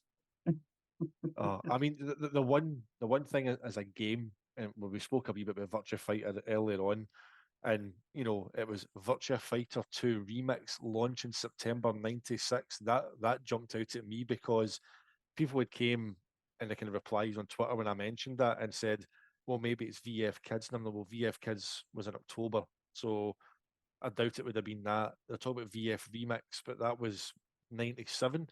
So they're very specific in saying launch Virtua Fighter Remix 2 or VF-2 Remix. Yeah, I think that's Megamix. I think that's like. Do you think that's what it is? I think that's the bones. I think that's like the skeleton of what would be. That's just my theory personally, because of course it has a Virtua Fighter mode in it and Fighting Vipers, right? And you also get some of the Virtua Fighter 3 moves thrown in there. So like, I think that so they had the Virtua Fighter remix, right? Then they talk about Daytona remix, which I think was just CCE, right? Yeah, because they even say right after the show in May, like live from the floor, Sam Hickman went to E3 '96, and then she was talking about it in the mag about how Daytona. I don't think they call it CCE; they just call it like Daytona, new remix of Daytona coming or something. But it has the CCE car on it, so I think that's what that is. And then obviously Megamix remix. I don't know, like that's what I think is the most obvious thing. But you think there's a whole other game besides like Virtua Fighter 3? I just think that, I mean, I can't think what it would have done to VF2 to make it any better than it was. That's the thing that makes me wonder if it even was real. But like Megamix, like Fighting Vipers didn't come out until what was it, October '96 in the States. So that's obviously after the date mentioned for VF2 remix. They said September '96 launch. So right. I'm like, so like even Fighting Vipers didn't even exist in terms of didn't even exist exactly. So I'm like, but I mean, was the idea of Megamix being, but then they mentioned launch September '96, and I'm like, well, what is this? Okay, so something Sega did a lot. Something Sega of America did a lot in this document was make assumptions. They would just put in Vector Man 3, Yeah. Vector Man 3 on Genesis, Vector Man 3. Oh, what did they also put in something like Sega Rally 2 on Sat? Like it's just an assumption. It's a foregone conclusion that Japan will make this game and they'll give it to us, right? You know, I mean, Exactly. like so they did that in a lot. They did it enough in this article to make me, or in this documents, that made me think that maybe that was just an assumption that they were making. Right. Because we had remixes of everything else. This is a thing. We'll do this, right? We'll remix all of our games because they're not ready when they first come out. Can imagine you, Suzuki, hearing about that and going, "What? Come again? What do you want us to do? Have you seen Virtua Fighter 2? I can't do any better than this." Oh my god, I can't imagine like what it was like to be Sega of Japan and getting some of these requests from Sega of America, and they're just like, these crazy Americans, like, what do they want us to do? And yeah, exactly. Oh, they would make promises about, oh, we're gonna use Yuji Naka's engine for this or that. He'd be like, you care to ask permission? Like, you care to tell me about it and at least get me to sign off on it. That's the thing, is it's like, and again, because in Japan, when you meet someone or you want to work with someone, there's channels, there's like ways that you go about it, because everything needs to be done properly according to their etiquette, and it's like, if you try to fly over that, it'll be seen as rude or just, and it's like, if you always ask for forgiveness instead of permission, it's like nobody's really going to want to grant you permission. You know what I mean? Aye. Check out this email though. This is crazy. So there's drama here. There's actually, like, he gets snappy. This is great. Tom says, shouldn't we have made a bigger deal about Nomad for this Father's Day? Yeah. End of school, start of summer period. It seems to me that both Game Boy and Game Gear got a huge boost from their first year around this period. Did we do anything to facilitate this? Extra co-op, layouts, etc.? Is it too late? And then I'm sure dads will love being able to play their Nomad for 1 hour and then it die. Have to put 12 Len fucking Ciceretto batteries in the like thing. snaps back at him like, this is, I read the drama here. He says, we evaluated the limited marketing budget for this year and we decided that it was not the place to put the money. We have almost no Genesis media this year, and I wouldn't want to spend the little bit that we have on this product during this time period. Tom, you're going to hear this a lot this year, so you need to realize when we cut every corner, there isn't much left. Oh, god damn. Yeah. Seriously. And I'm just like, and then Tom is like, I wasn't speaking of TV media, rather ad slicks, sales emphasis, reminder of the importance of Father's Day, graduation, end of school, blah, blah, blah, blah, blah. We need to find another way other than just TV to move goods. And of course, it was around that time that they went into all these partnerships with Oscar Mayer, Lunchables and Cookie Crisp, and all these cereal boxes and stuff. I mean, it was kind of a crazy time. You'd be calling up General Mills or you'd be calling up some cereal company, be like, can we put an ad on the front of your box for a Sonic watch giveaway? Because McDonald's, they didn't have the internet. They didn't have social media. It's just, we're so spoiled these days. Oh, I know. I just the things that shocks me is that Tom, even in '97, is trying to push the goddamn Nomad. It's like, Tom, like, I'm with that guy. I'm like, Tom, let the Genesis die, please, for the love of God. We have a console that's dying. It's been out for 2 years now, or 1 or 2 years now. It's like I mean, so question to all of three of you. Should they have made the Nomad in the first place? No. Nope. Do we think it's cool? I mean, I think it's cool, okay? But should they have made it?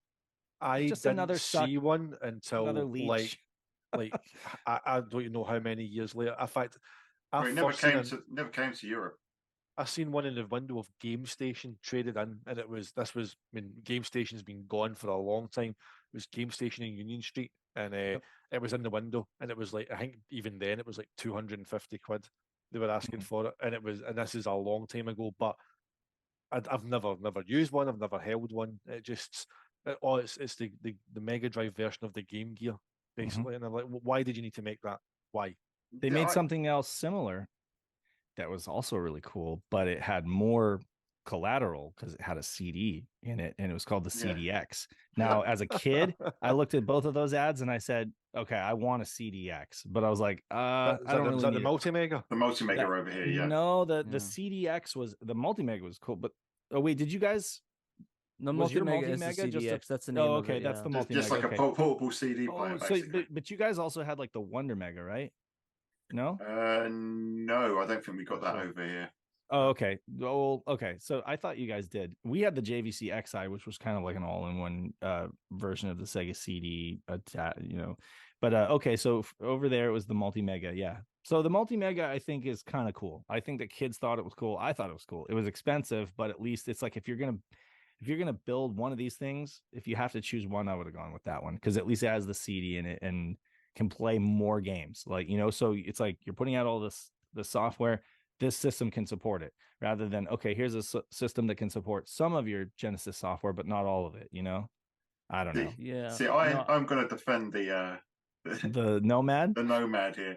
I think you coming into this time, 96, I think the Game Boy had just been kind of relaunched with the pocket versions. You know, the color was still a couple of years away. The Game Gear has been on the shelf for 5 years now. I think you think of a generational cycle, you know, the Game Gear was probably coming to the end of its natural life, and I think it would tail off from there. In a universe where Sega only promotes the Saturn and the Nomad with no 32X that doesn't exist and stops, you know, trying to push the Genesis on its own, I think it would probably have its place.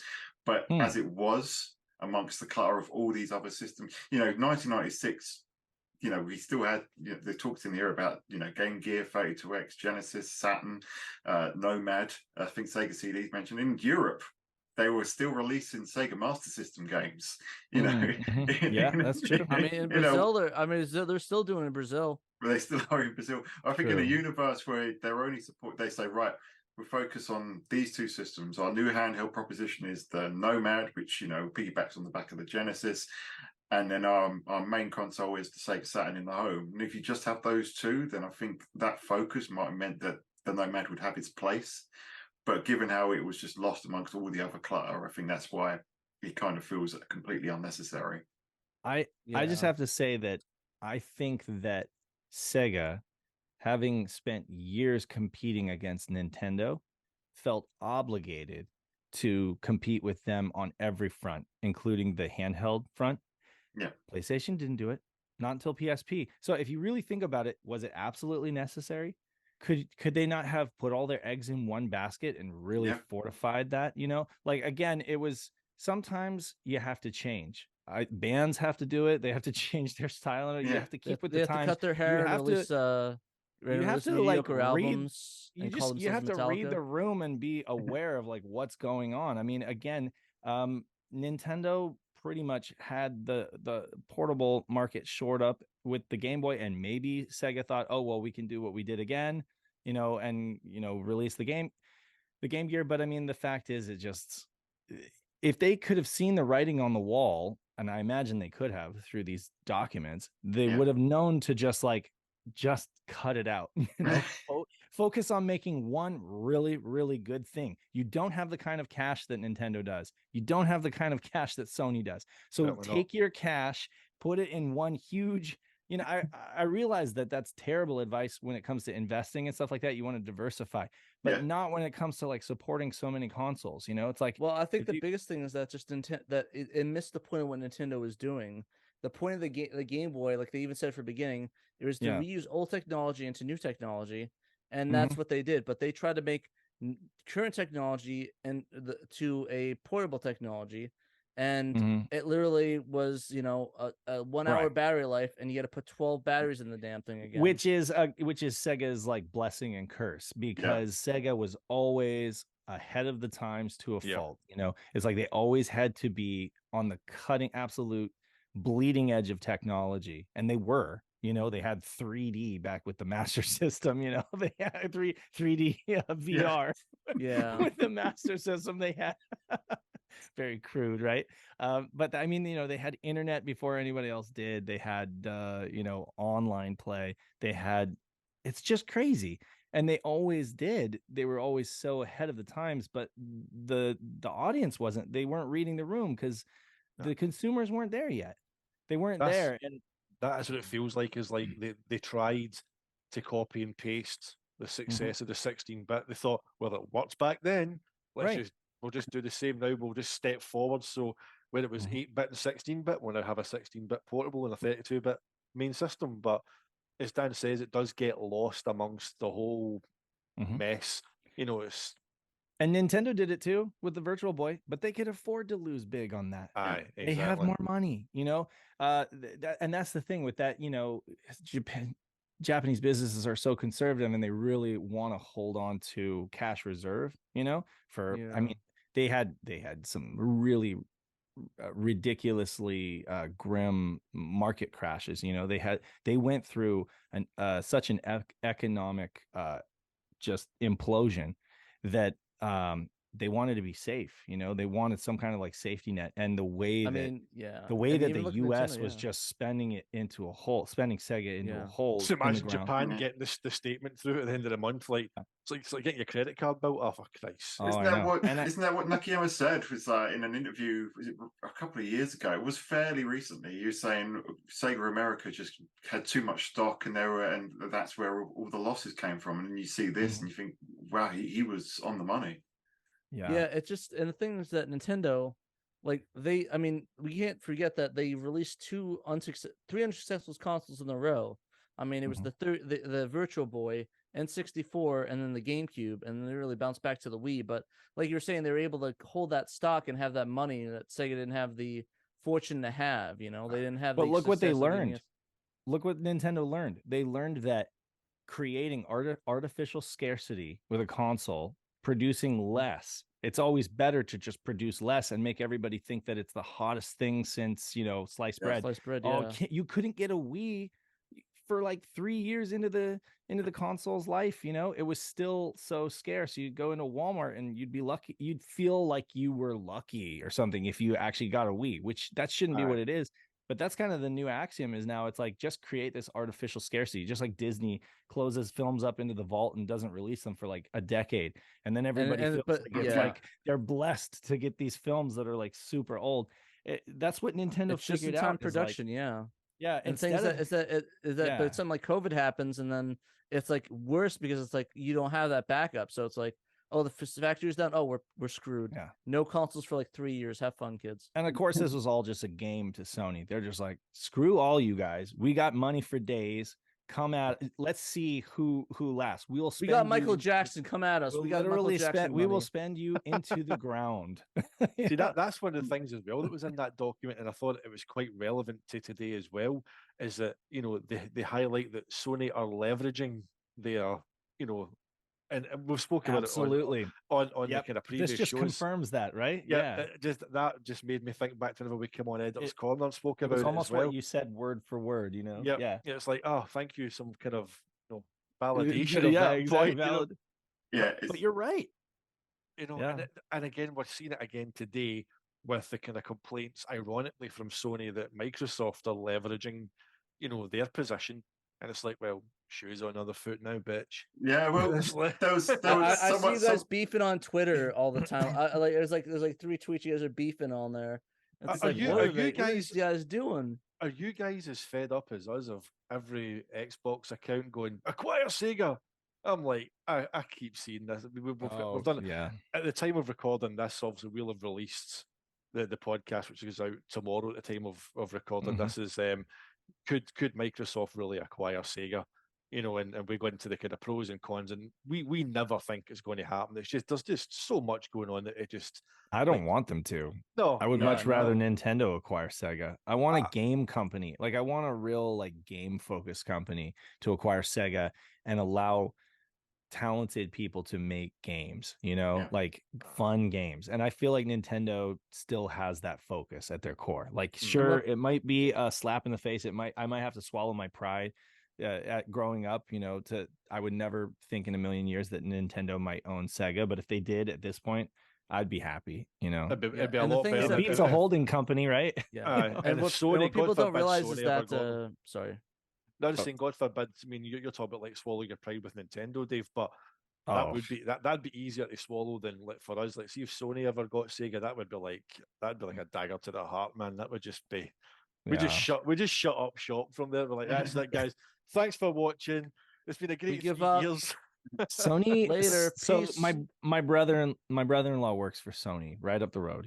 Actually his brother works for Sony. They do the God of War games. They do the the MLB the Show. It's just a different culture. I was worked imagining for Dave brooding at the dinner table for Thanksgiving. No, I mean, like, he doesn't even. It's funny. He has a PS3, a PS4, and a PS5, and a bunch of completely still wrapped games. He doesn't even care about it. Like, he's just like, yeah, they just keep giving me these games, and I worked on them, so I feel like I have to have them. Doesn't care at all. It's funny, the people who actually work on this stuff. It's like, anyway, I'm just and I'm always like, wow, you got a PS5 like day one. How lucky. Yeah, it's fun.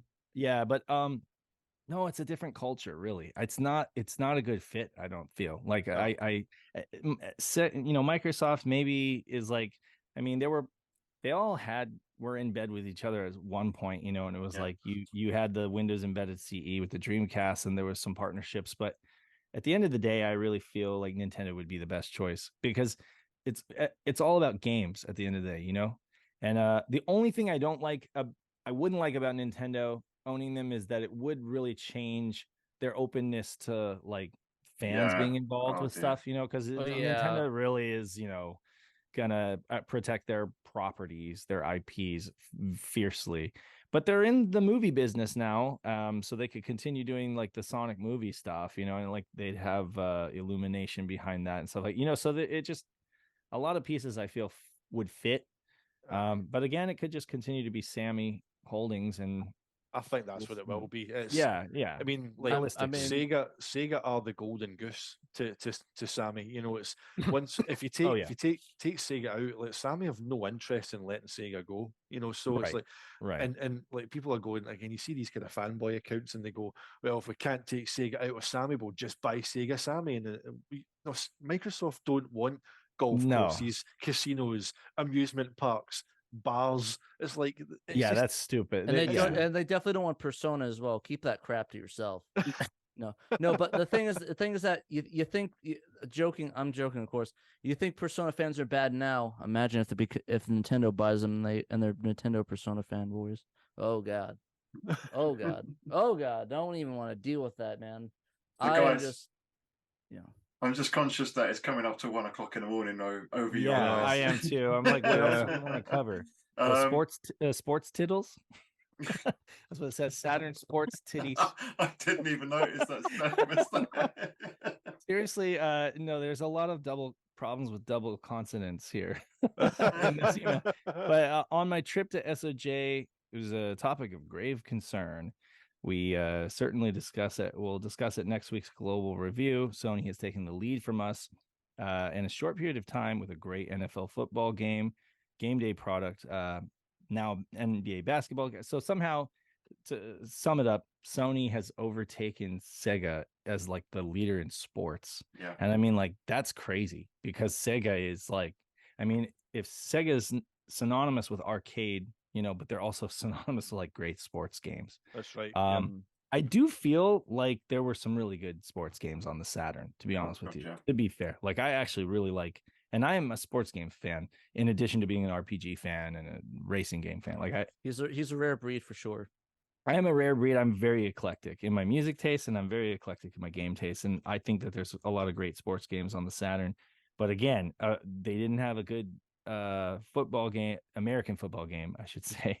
We'd Worldwide Soccer 97, the GOAT. There were no issues. They had I don't have the page, but it said, like, I saw that. Like, issues none. Nope, none. It's perfect. Nope. We know how to make a soccer game. We know how to make a football game. So yeah, release that. And it actually honestly, I think the best way they can make a great soccer game is if they just made Liverpool FC just be the most OP. Best way to do it. No comment. No, mate, no. Haters all around. Of course, there's the warp email, talking about Warp will put off software development for PlayStation indefinitely. They don't like the Sony's distribution policy. This is the email where we found out about that. From now on, Warp will develop titles for Sega Saturn and M2. which of course Oh, wouldn't God, happen. But M2. they actually, Yeah. I mean, they were working on D2 Yeah. for the M2. So yeah, that's what they're talking about. And then they go on to explain who Warp is. Like, if you didn't know, Warp is a Japanese software developer, aka the developer of D, which I guess the Thanks, Sega of Wikipedia. America really like D. They love the D. They love the D. Yeah, but The company the company has sold yeah. more than 1 million Ds. Damn, that's a lot of D's. People love the D. Yeah. Oh, Sales of wow, Enemy man. Zero are expected to be about the same.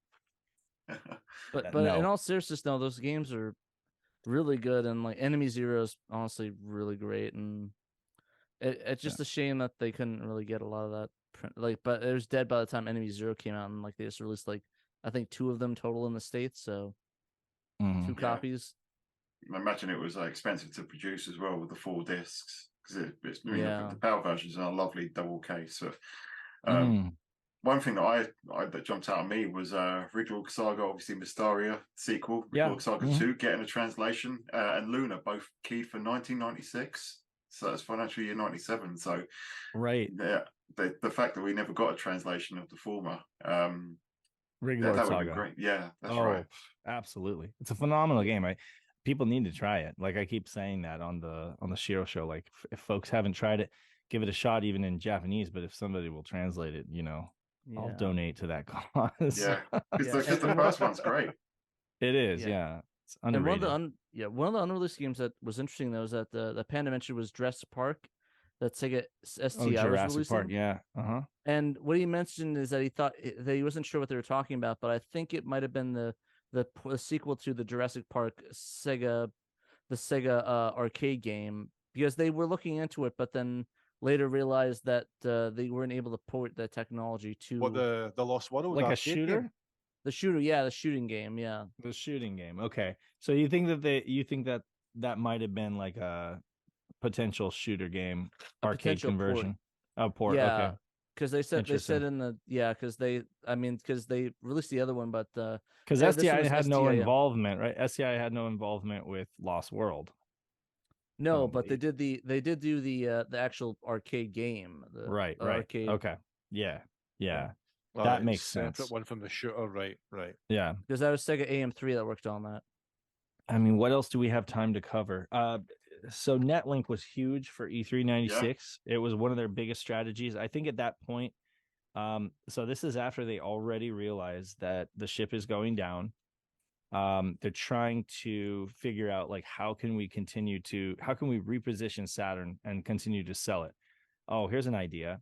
The internet's really big right now, right? So let's position it as let's try to convince people that we're technically superior. That's why they position Saturn as the technically superior next generation system that provides the best gameplay experience. And of course, leverage exclusive Saturn peripherals, including internet connector and new analog controller.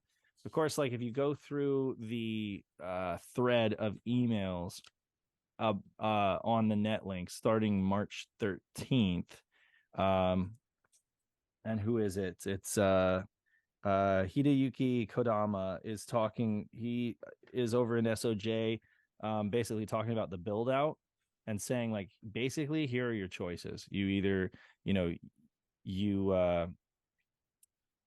he was the one that basically recommended what we ended up getting, which was option C. Basically the Pluto had already been spec'd, and I guess they had made a prototype, and the Netlink cart was based on that technology. It was a 28.8, which they insisted on over here because they really wanted it to be an internet browser. They wanted the keyboard, the mouse, email, internet browsing, and then the game thing as well, but they wanted to make it like a cheap computer, like a $400 or $450 computer. And that's kind of how they marketed it at E3. They didn't have any game demos. They didn't have any dial-up play at E3. They had internet browsers. They had Planet Web showing, that people could browse the internet for $400 before internet appliances were a thing. When schools were trying to get the internet, they had like a school bundle, but essentially they wanted the Pluto but it just would have been prohibitively cost prohibitive to produce. And SOJ thought it was a stupid idea. They're like, you're going to sell this for how much? 500. Can't even sell Saturns. $599. You can't even sell Saturns. You want us to build this monstrosity which they didn't think looked good either. They thought the design was just like kind of slapshod because it had to force so many components into this space, you know? And so not to mention that it was a prototype, so they couldn't use it. They couldn't show it at E3. They needed to be able to hook it up to a phone line to demonstrate it. And you cannot, according to UL testing and FCC regulation, you couldn't hook a prototype up to a live phone line in the US. So they weren't able to show it there. So instead, what they did is they had the Netlink cart produced, and they popped that into a, Model 2 Saturn. And then they had to get like the Japanese mouse, keyboard, and the mouse. Oh, was that the thing you said on Friday's Shiro show? It was like, get black SOG hardware, wasn't it? Yeah. Well, that was for any game that was Japanese being developed in Japan, and they didn't have an American hardware wouldn't play it, Right. So they were just like, get us Japanese hardware with black shells so that it all looks, so that they don't honestly though, it wouldn't surprise me. It wouldn't surprise me if last second they started spray painting some of those sons of bitches black. Just say that on Friday, like Tommy back like that. Yeah, exactly. I mean, that would not surprise me in the slightest. If anybody happens to around the San Francisco area happens to find a Sega Saturn that has like Japanese guts inside it, and it's a black Saturn, you have like a rare like E3 thing, Put on eBay, sell for $1,000. But yeah, essentially $12,000. Essentially, it was all of these. It was like the combination of the freight on board price and the fact that they were demanding 28.8 because they needed it to be fast enough to browse the internet on. And even by that time, there were already 56. There were 32. I don't know if they had 56K modems in 96. I'm not sure about that. I don't think so. Probably like 97 or 98. But they had better than 28.8 though. So that was still kind of like modest for that time. And then he said, I don't think X-Band is as popular as internet service. Like basically was saying, if you had to choose, I think people would want internet service over X-Band. Not thinking like a gamer though, it's like, of course, I don't know. X-Band didn't do that great either. It closed down too. Yeah. It was ahead of its time, like it comes back to Sega being bleeding edge, doesn't it? Being there before the market or the technology. But again, this was their, to use an American football term, this was their Hail Mary pass, right? I mean, it was 97 was really like the make it or break it year. It's when we saw the last fourth down in 20. Exactly. Yeah. So they were really putting a lot of emphasis on the Netlink thing, which now we know only ever got 5 titles and just didn't do very well commercially. And it's surprising that we really didn't get a console with actual internet until 2005 when the PSP dropped. That literally was like the soonest we ever gotten something like that. So it was almost like 10 years after that dropped, we had an actual internet device. Well, I guess no, that's a lie. I guess they had Linux on PS2. Yeah, Dreamcast was online as well. Yeah. So this one hurts so bad. Use the web on Dreamcast. What's that one, Dave? This one hurts so bad. So in March, so basically beginning of April, this is March 28th. So it's basically in E3 is in a month, right? It's basically in a month and a week, right? And they're like, we need to develop detailed implementation plans for our key 97 strategies. Price competitive to PlayStation, $249, right? Of course, they don't realize that at the beginning of E3, Sony's going to say $199. Yeah. It was already painful enough. They were already bleeding enough to try to match them at $249. Then Sony says $199. They spent all night on the phone with SOJ at after the first day of E3. They spent hours on the phone in talks, long distance talks, to try to get approval for that. And they went to Kinko's or something like that and made these signs $199, now $199. And somebody from Sony like walked by and said, "You're pathetic." Like they went, there's an article out there on on IGN or something like that. Somebody wrote up and that they were hurt. One of the Sony reps was heard saying, "You guys are pathetic," trying to That's like sad, match us. though. It's sad, yeah. Hurts. But they couldn't not, like with an announcement like that, it just kind of was a gut punch. It could have been a $2.99 all over again. Exactly. So they had to like make sure that they could match, and they did on the floor, and there's footage of it. Sega Saturn now $199, and then of course OSSM follows that exact, like, breaking news. The Saturn is going to drop to 199 pounds because they had to talk to the UK office as well and be like, you guys, we need to do this, even though it hurts. I mean, it's the thing is that you think about it, I think people were mentioning that while they did drop, it was a 190 release. I mean, if you think about it, to get to the level of what Saturn would have, you would need to spend almost like $300+ to get to that level, because you didn't have internal storage in the PlayStation, you didn't have, the extra controllers and stuff, you didn't have a game with it. So preach, Pat, preach. The list goes on, though. It's like here. But I know people don't see that though. They see they see main console 199. It's like, ooh, they don't see like, they don't care about that. It's like, oh, I can play this cool game and have that. And same thing with the PS2. It's like, well, I'm gonna get a Dreamcast and get a PS2 and a DVD player. So I love a lot of these. They just say like, make Virtua Fighter 2 huge hit. How do you just do that? Like, how do you just make it a huge hit? I mean, I would all love to just be able to say, Twitch our numbers, and make it a huge hit. I mean, it was a huge hit, wasn't it? Because it was the highest selling game in all 3 regions. So at least they gave it a silver box too. So I guess that was part of making it a huge hit in the West. Right. It launched Saturn VF2 Remix September. So there's that. Make key titles Knights, Virtua On,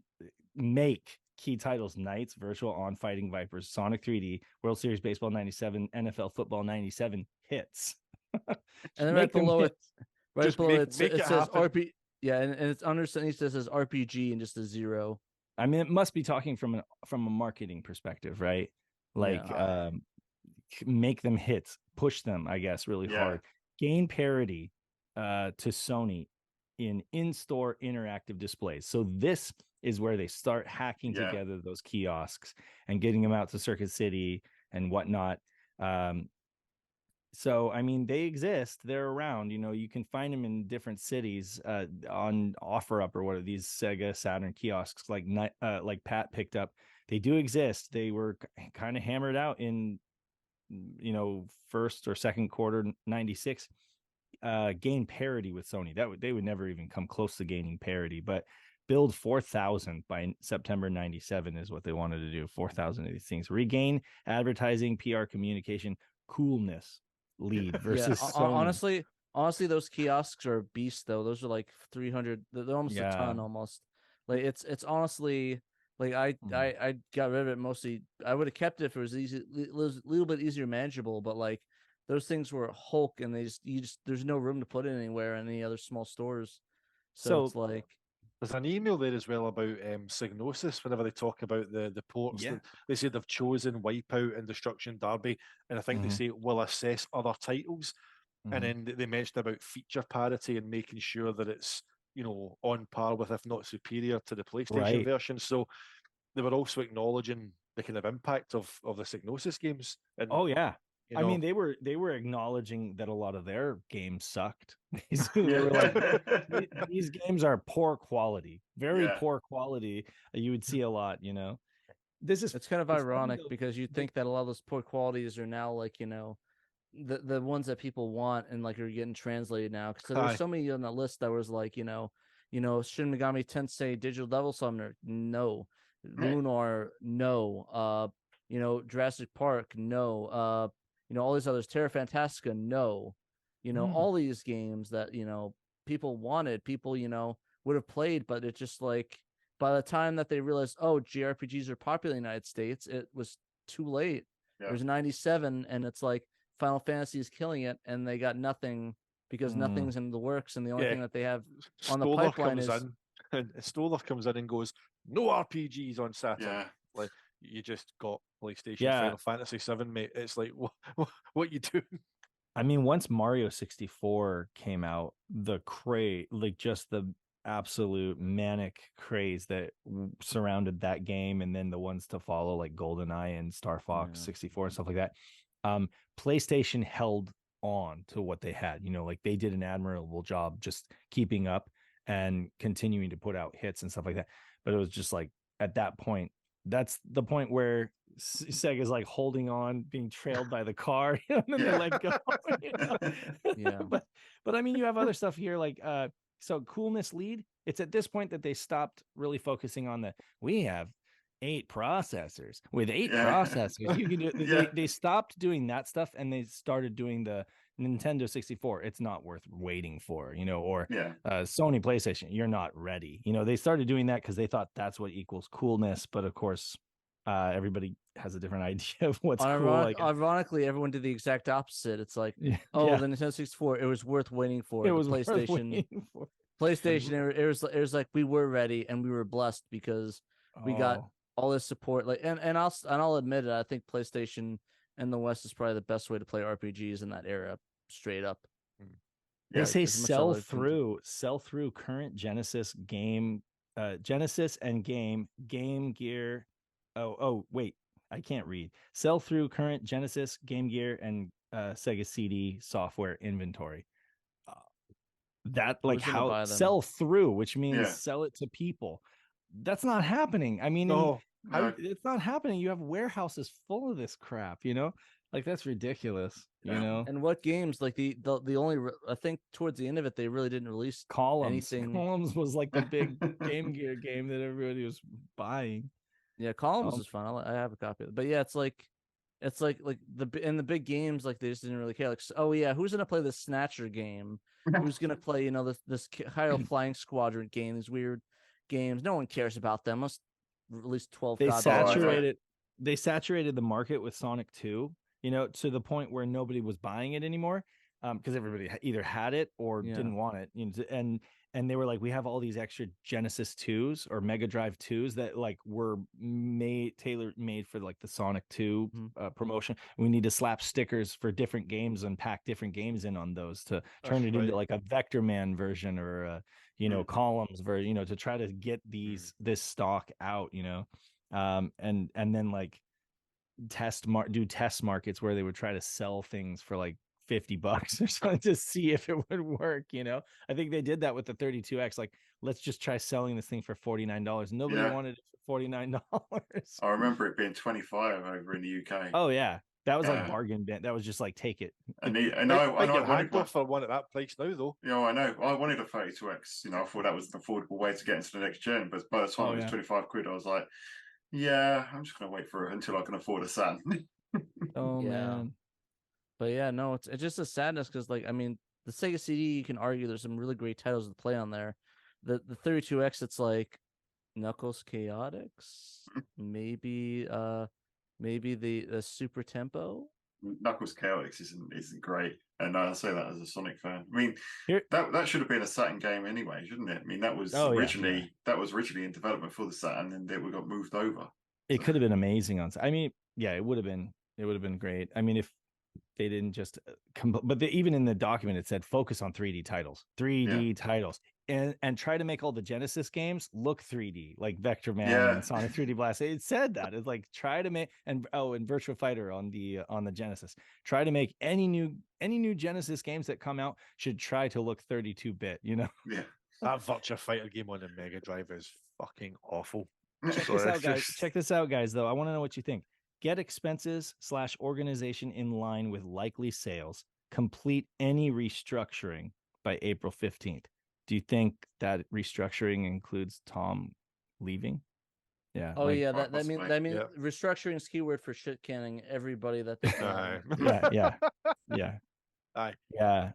And I think he was just like, okay, well, and this was from him. So he's sending this email out and he's like, well, I know when I'm leaving, I mean, because he saw the writing on the wall. It's like, well, I mean, I did the best I could, and there's nothing much left. So when did he step down? I don't have that information right at my fingertips. Or when did Bernie Stoller come in? I thought Tom must have been 97.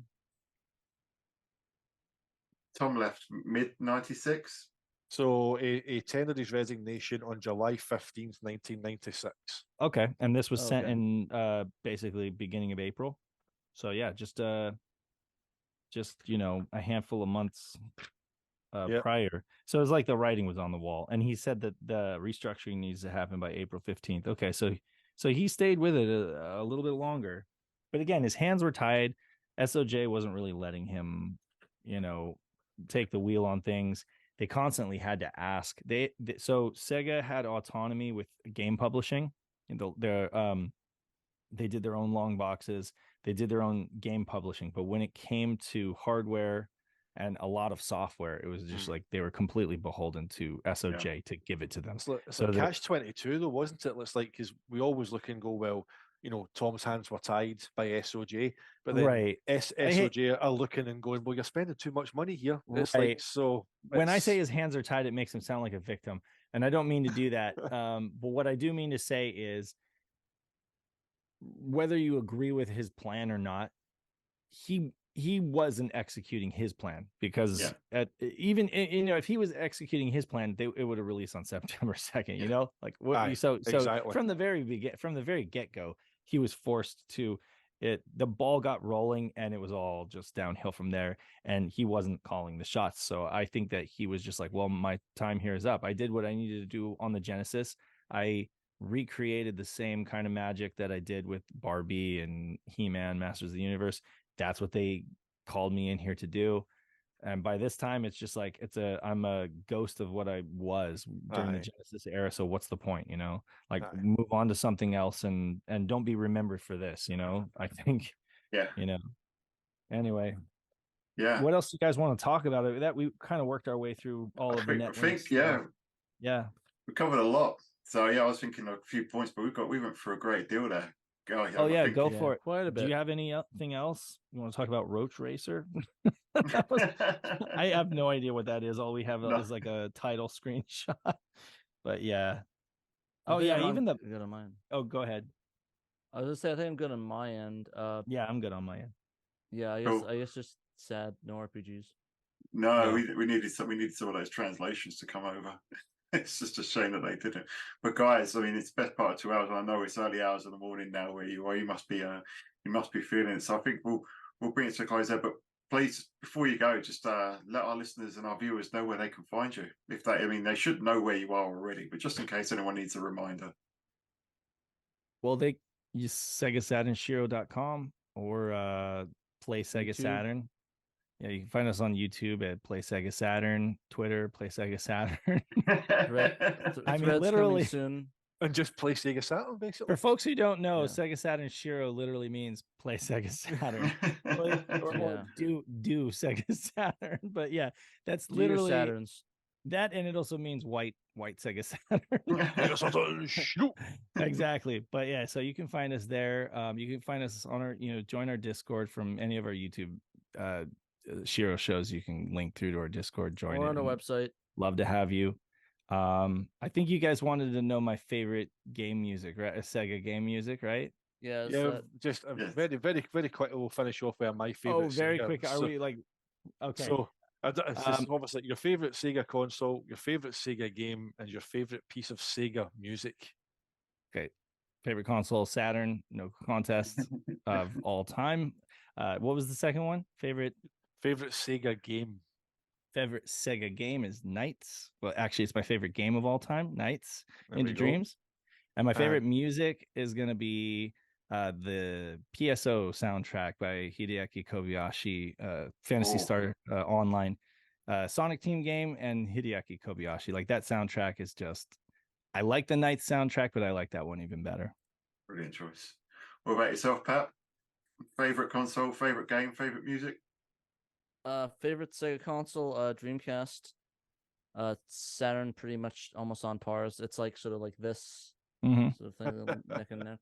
What's favorite Sega game? Sega game. That's a hard one. I know that's really hard. I guess technically, on the Saturn, probably Magic Knight Rebirth if I had to pick one. I think it's a really fun game. Technically developed by Sega, so there you go. I'll take that. It counts, mate. It counts. Yeah, totally. And favorite Sega music. You know, that's a hard one. I think probably Sonic 3's soundtrack, but I mean, if you know me and my music taste, you could probably take a wild guess why Sonic 3 specifically is one of my favorite Sonic soundtracks. Michael Jackson. I mean, a lot of that Brad Buxer specifically. Well, Brad Buxer's actually a local. It had a local band in where I'm at in Arizona, so that's it's like local artists on that album, and just the music on there's fantastic. Because cool. I mean, well, yeah, but yeah, so probably that or maybe Sonic Adventures soundtrack specifically. I love that soundtrack so much. Any particular songs? Man, probably the first song on the beach. The drums in that song are probably the best drums I heard in a video game. I love that one. One of my favorite songs from that one. In terms of the vocal track, it probably is I really like the Believe in Myself one, Tails one. That one's really Oh, I forgot about Can You Feel the Sunshine? No. Makes it very, very quickly. There's a track on Scud Race, right? And it's the Aztec track.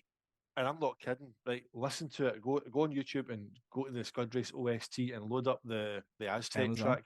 It's literally from Sonic Adventure. It sounds almost nigh identical to a track that's in Sonic Adventure. I was playing it and I'm going like, is this ROM being hacked? Have I got like Sonic Adventure music on here? They did that a lot. They did that a lot. Metropolis Street Racer, there's a da da da da da da da da da da da da da, and that's doesn't really matter. So there's another song, you know, on one of the other soundtracks. I forget, it's a Sonic 3. Yeah, I think it's Sonic 3D Blast that has the da da da da da. Yeah, and it's like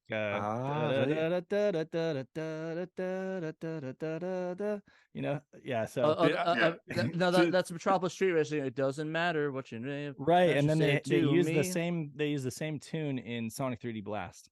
Yeah. So there you go, or Flickies, Flickies Island. Yeah.